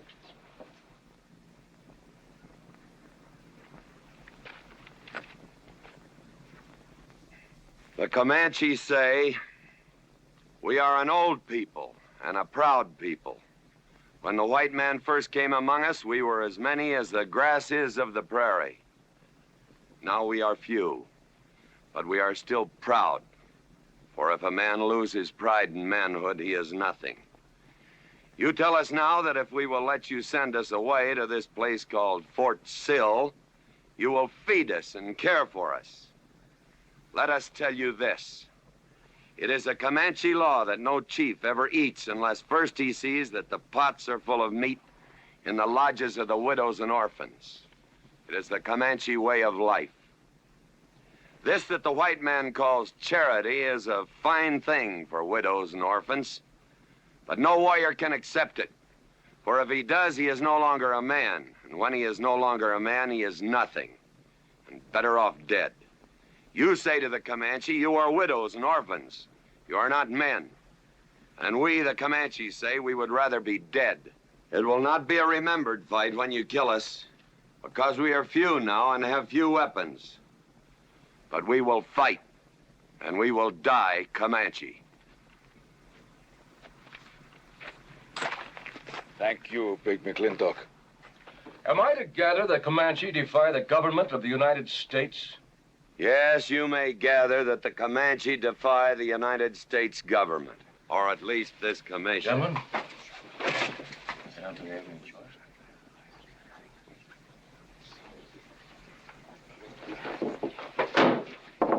It is the order of this court that these chiefs be incarcerated until such time as the detachment of United States cavalry be made available to escort them and the Comanche Nation to Fort Sill. This court is adjourned. Oh, McLINTOck! You are important chief amongst these white people. Sway them. Have them give us few guns to make the fight worthwhile. Let us have one last remembered fight for end of Comanche. I almost wish I could arrange that, Puma. Ahalani cha. Ahalani cha. Sergeant? Yes. Good God. Carry on. Gentlemen.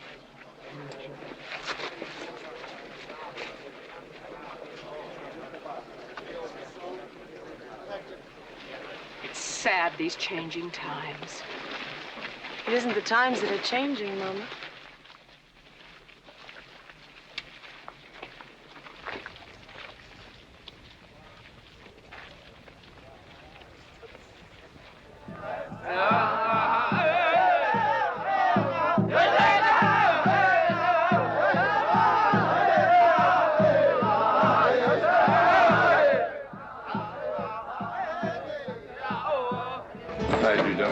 Hello, Lem.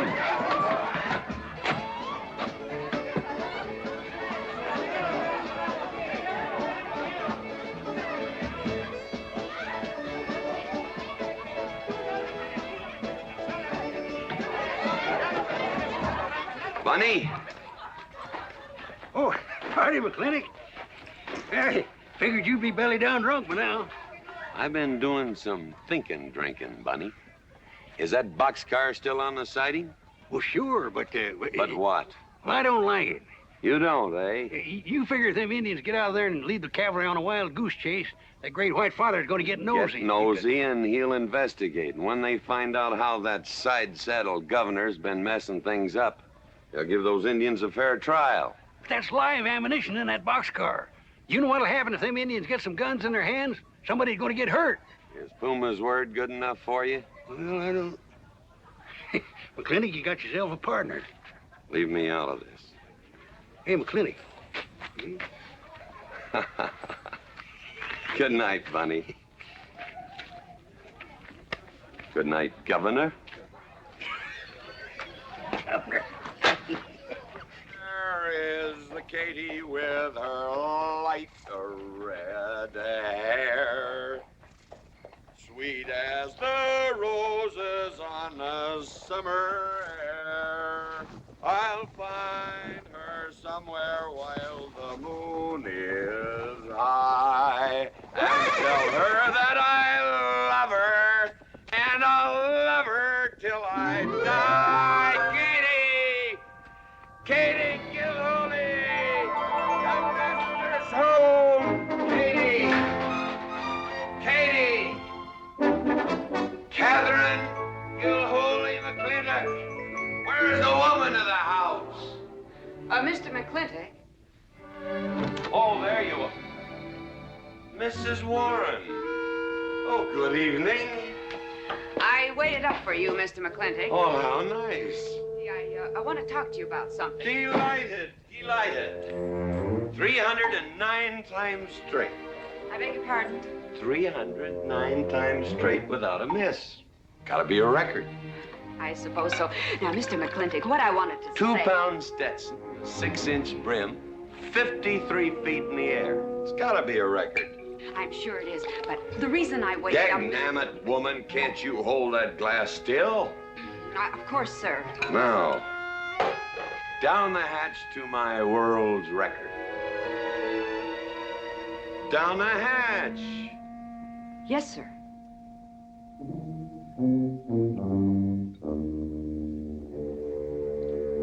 And now, to the governor of our territory.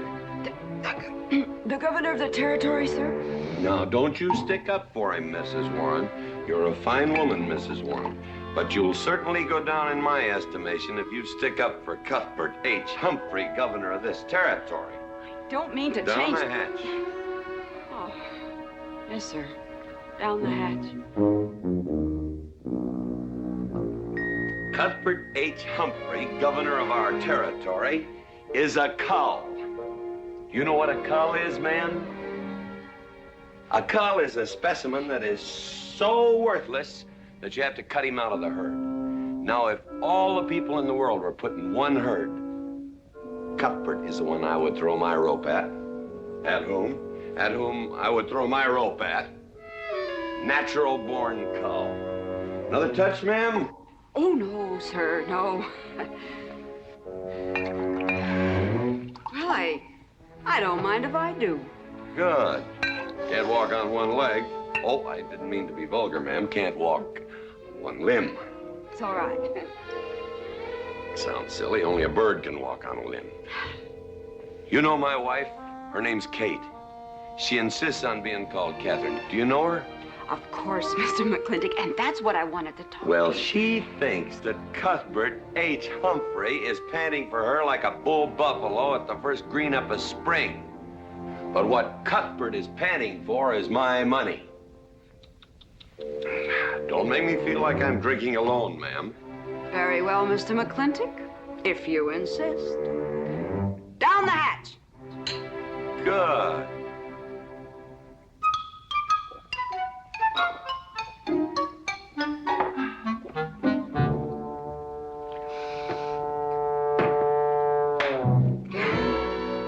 Mr. McLintock, I have something very important to say to you. Very important. You'll have to wait till the morning. Toodle. Oh, it's all right. It's all right. Betty, bye-bye.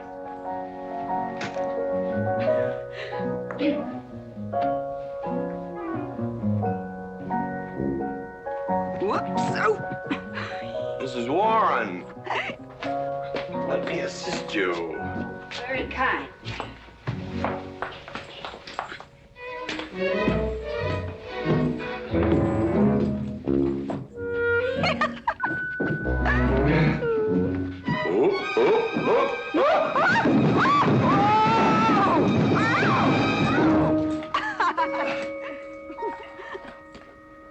Whoops. What's going on here? Now, Catherine, are you going to believe what you see or what I tell you? Mrs. McLINTOck, hope you won't misunderstand. It's the first 100 women sitting on his lap that I misunderstood. Number 101 is quite simple. Now, G.W. McLINTOck, I have some... He's gone to sleep. Just when I know exactly what I want to say to him, he goes to sleep. I waited up to talk to Mr. McLINTOck. I wanted to tell him I was quitting. You see, Sheriff Lord has asked me to marry him, and... Oh, congratulations. I don't want to seem prudish, but if you are going to marry Sheriff Lord, it seems to me that you're sitting on the wrong man's lap.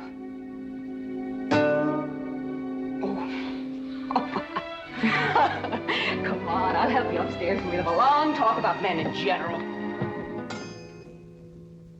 Ladies, one moment.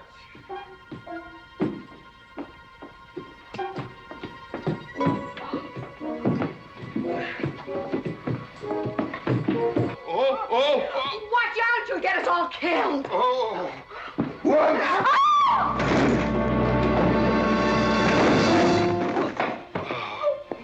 Wait a minute, ladies, till I catch my breath, and I'll get you up those stairs as sure as my name is George Washington McLINTOCK.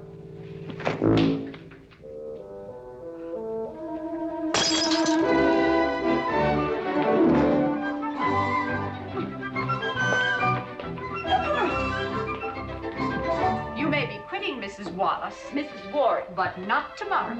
I want my breakfast in bed. I want to... I know, toast, lightly brown. Somebody sure put a knob on my skull. Here's Katie. Speaking. Katie, why? Mrs. Warren was there. Oh. And there you was there. Oh. And there that whiskey bottle was there. Oh. And Katie's temper being what Katie's temper is, well, there you are. Drago, old friend. Huh? My wife does not understand me. Why, she means different than any other man. Come on, I gotta get you upstairs. Get you ready for that big celebration tomorrow. What is it?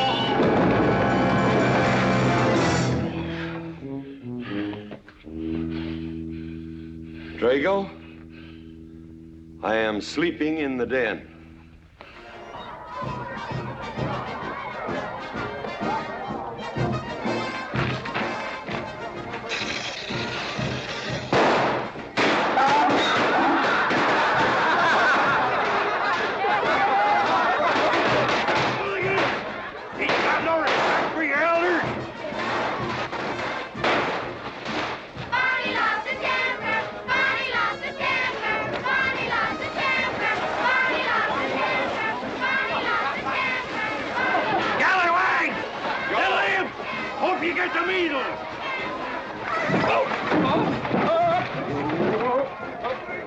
Come on, get him aboard.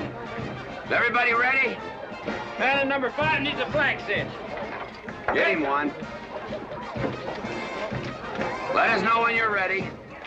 Ladies and gentlemen, it is my honor to present to you the governor of our territory, Cuthbert H. Humphreys. Thank you, Mayor.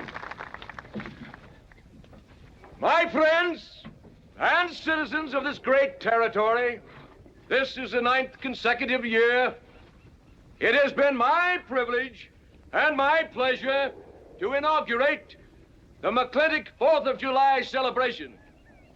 Now, the first event will be the wild horse race.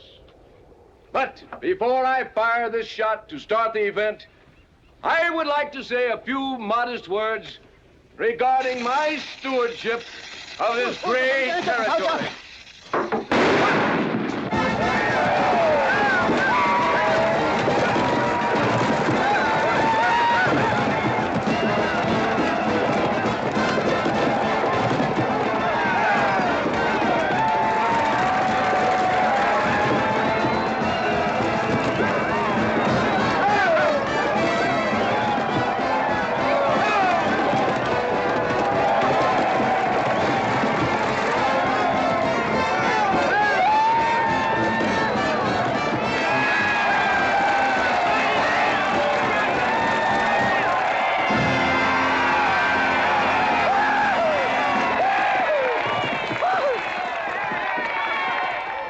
Professor Birnbaum.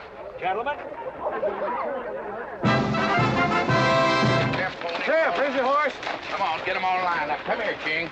Now, boys, you all know the rules. It's twice around the inside, once around the outside. First cowboy that hits that finish line without busting that egg is the winner. And I caution you boys about some of them eggs, because some of them eggs are last year's holdovers.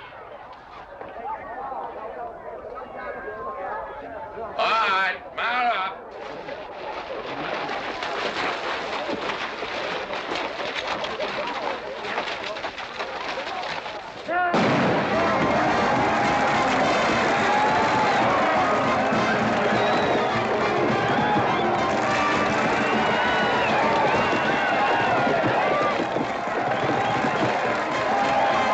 Catherine, my dear, you seem to be enjoying yourself. Oh, yes.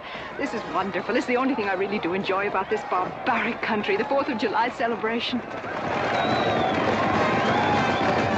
Well, Catherine, I've been here for 3 days. I haven't heard from you. Is anything wrong? Wrong? Well, I just hope that it hasn't been necessary for you to say anything to GW.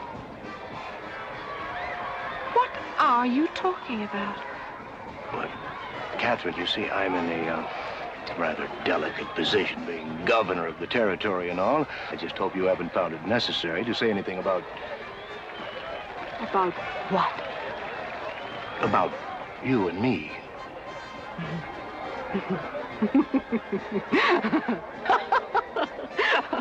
Why, you pompous windbag.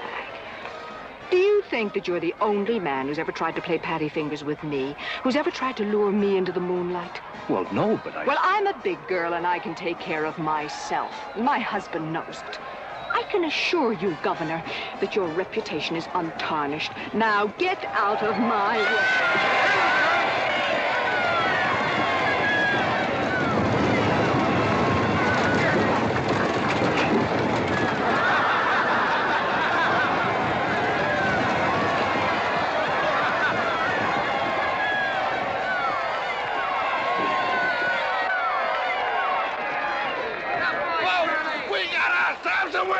Curly Fletcher! Mazel tov, Curly! Give me the egg. Disqualified. Here you go, Curly. GW, you'll never believe what happened over there. What? You smell a beer. Well, naturally, I'm drinking beer. Ladies and gentlemen, the next event will be a contest between the two bronco-busting champions of our territory. Remember the year I rode in that event? Wore your garters to hold up my sleeves? We had a bet, and I won it. George Washington McLINTOCK, you are a very crude man. Well, I guess so, but that was a rough horse, like to jarred my insides loose. But it was worth it. 3 beers.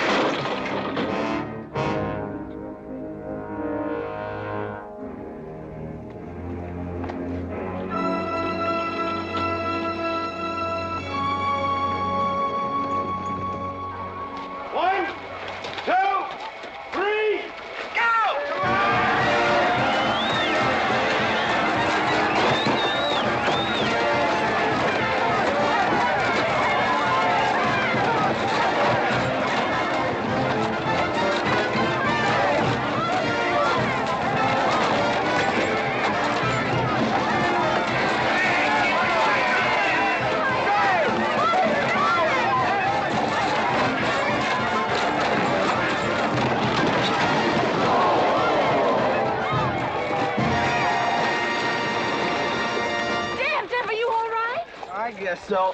Nothing busted but my pride. Well, that ought to even things up, farmer. For what? Well, that sore nose you gave me the other day. Well, that ain't what's sore on him.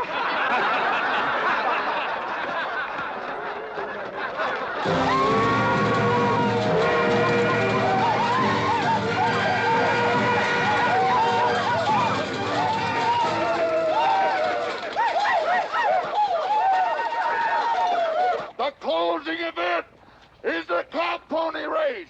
The finish line is at the barbecue. So start meandering. Come on. Now, what is that, false courage? Why, you know a Douglas doesn't ever use a thing like that. I want you to get on that horse, get out in front, and stay out in front. I'll be out front, Dad. All the way. Good boy. Now remember, stay out in front. That Agamemnon's a good horse.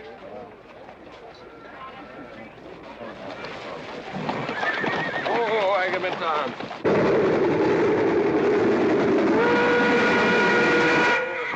1140 and she's on time. Oh, boy.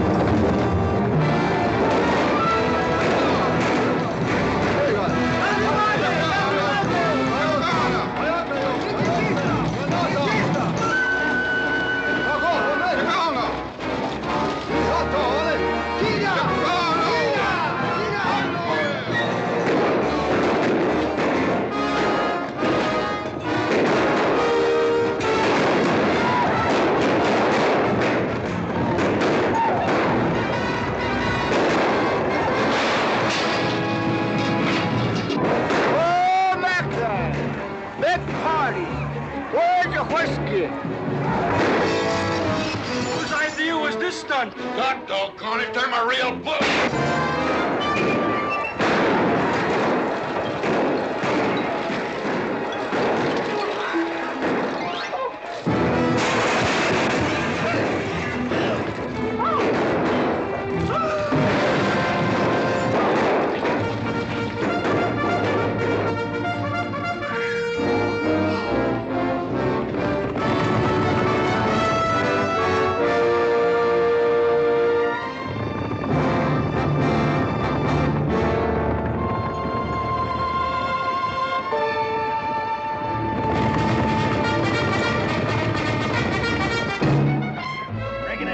Excitement you'd want for one 4th of July, eh? Puma finally got his way, but I reckon he's riding out his last war party.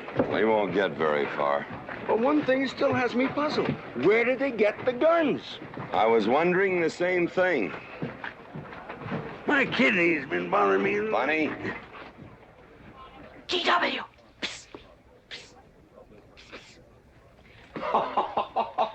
What an idiotic joke. Joke? Do you think that was a joke? Oh, shut up. Do you want everybody in town to see me? You look good in feathers. Oh. Deb, I think they've gone. Yeah. What are you going to do about it? What can I do? Nothing. Just like you've always done.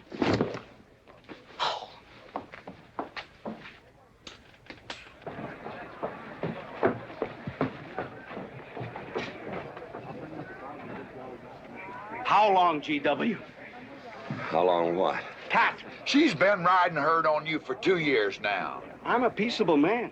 But my father used to say, you raise your voice, it doesn't do any good. It's time to raise your hand. Well, I've been planning to do something about it. I'll have another talk with her.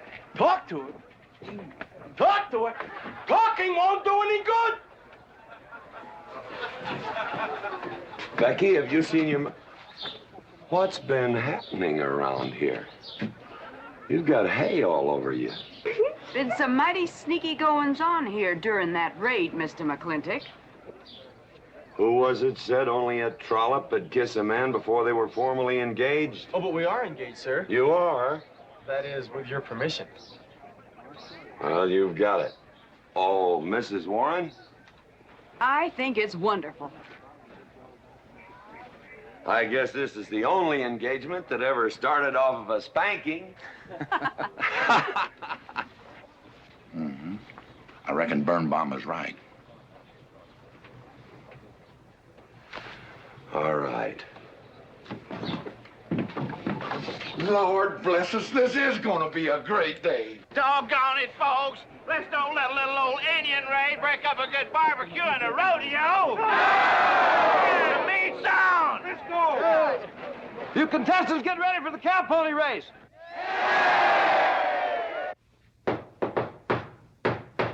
Who is it? It's me. Let me in. Not now. Right now. Are you insane? I want to talk to you. It'll have to wait. I've taken all I'm going to take from you. You are insane! You are going to tell me why you packed up, picked up, and walked out on me. 2 years ago, you remember, you came home from Denver with lipstick all over your clothes!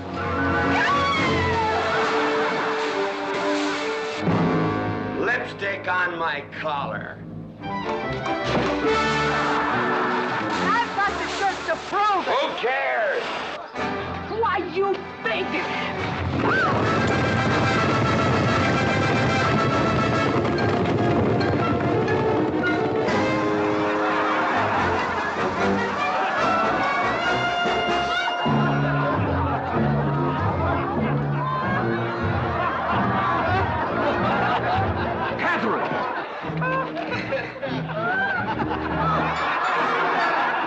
GW, you are a ruffian.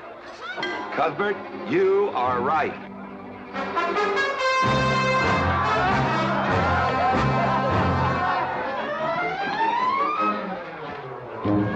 Well, what kind of a family is that? The best! And dangerous, son. Who won the race? Who cares, Neymar? History's being made.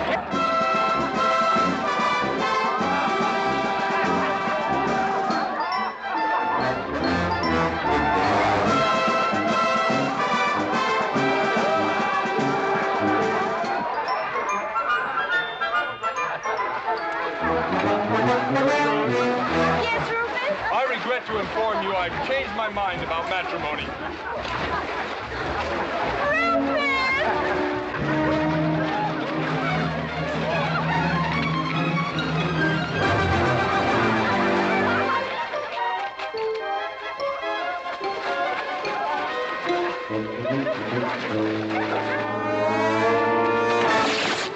Hey, Mrs. McLINTOck!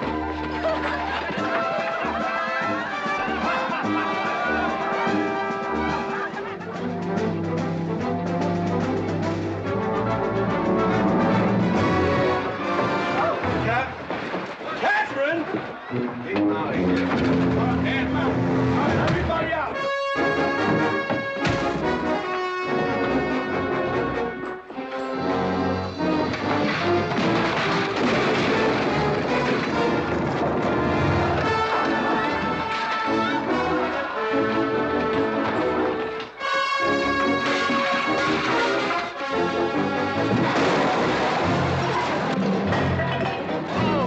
Looks like GW is buying out the whole store. I'm afraid you're right.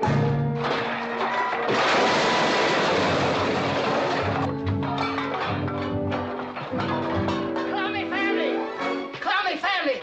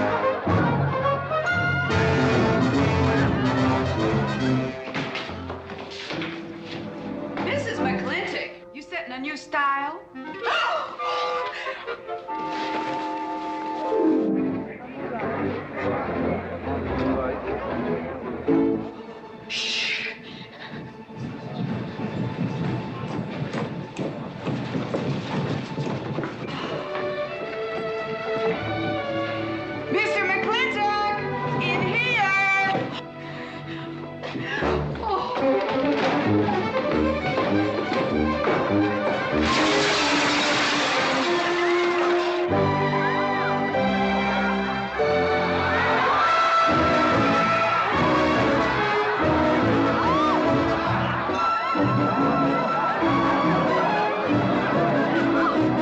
I ever get through this humiliation, you'll rue the day you ever met me. Oh, belly aching. Fight all you want. It won't do you any good. You've been digging those burrs into me for 2 years. Now you're gonna get your comeuppance.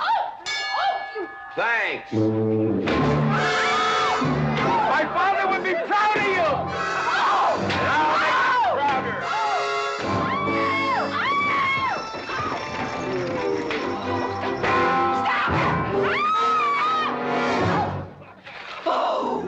Keep it. You may need it. Now get your divorce. Home. Don't spare the horse. Home, you heard me. Don't think you're going to get rid of me that easy. Yeah.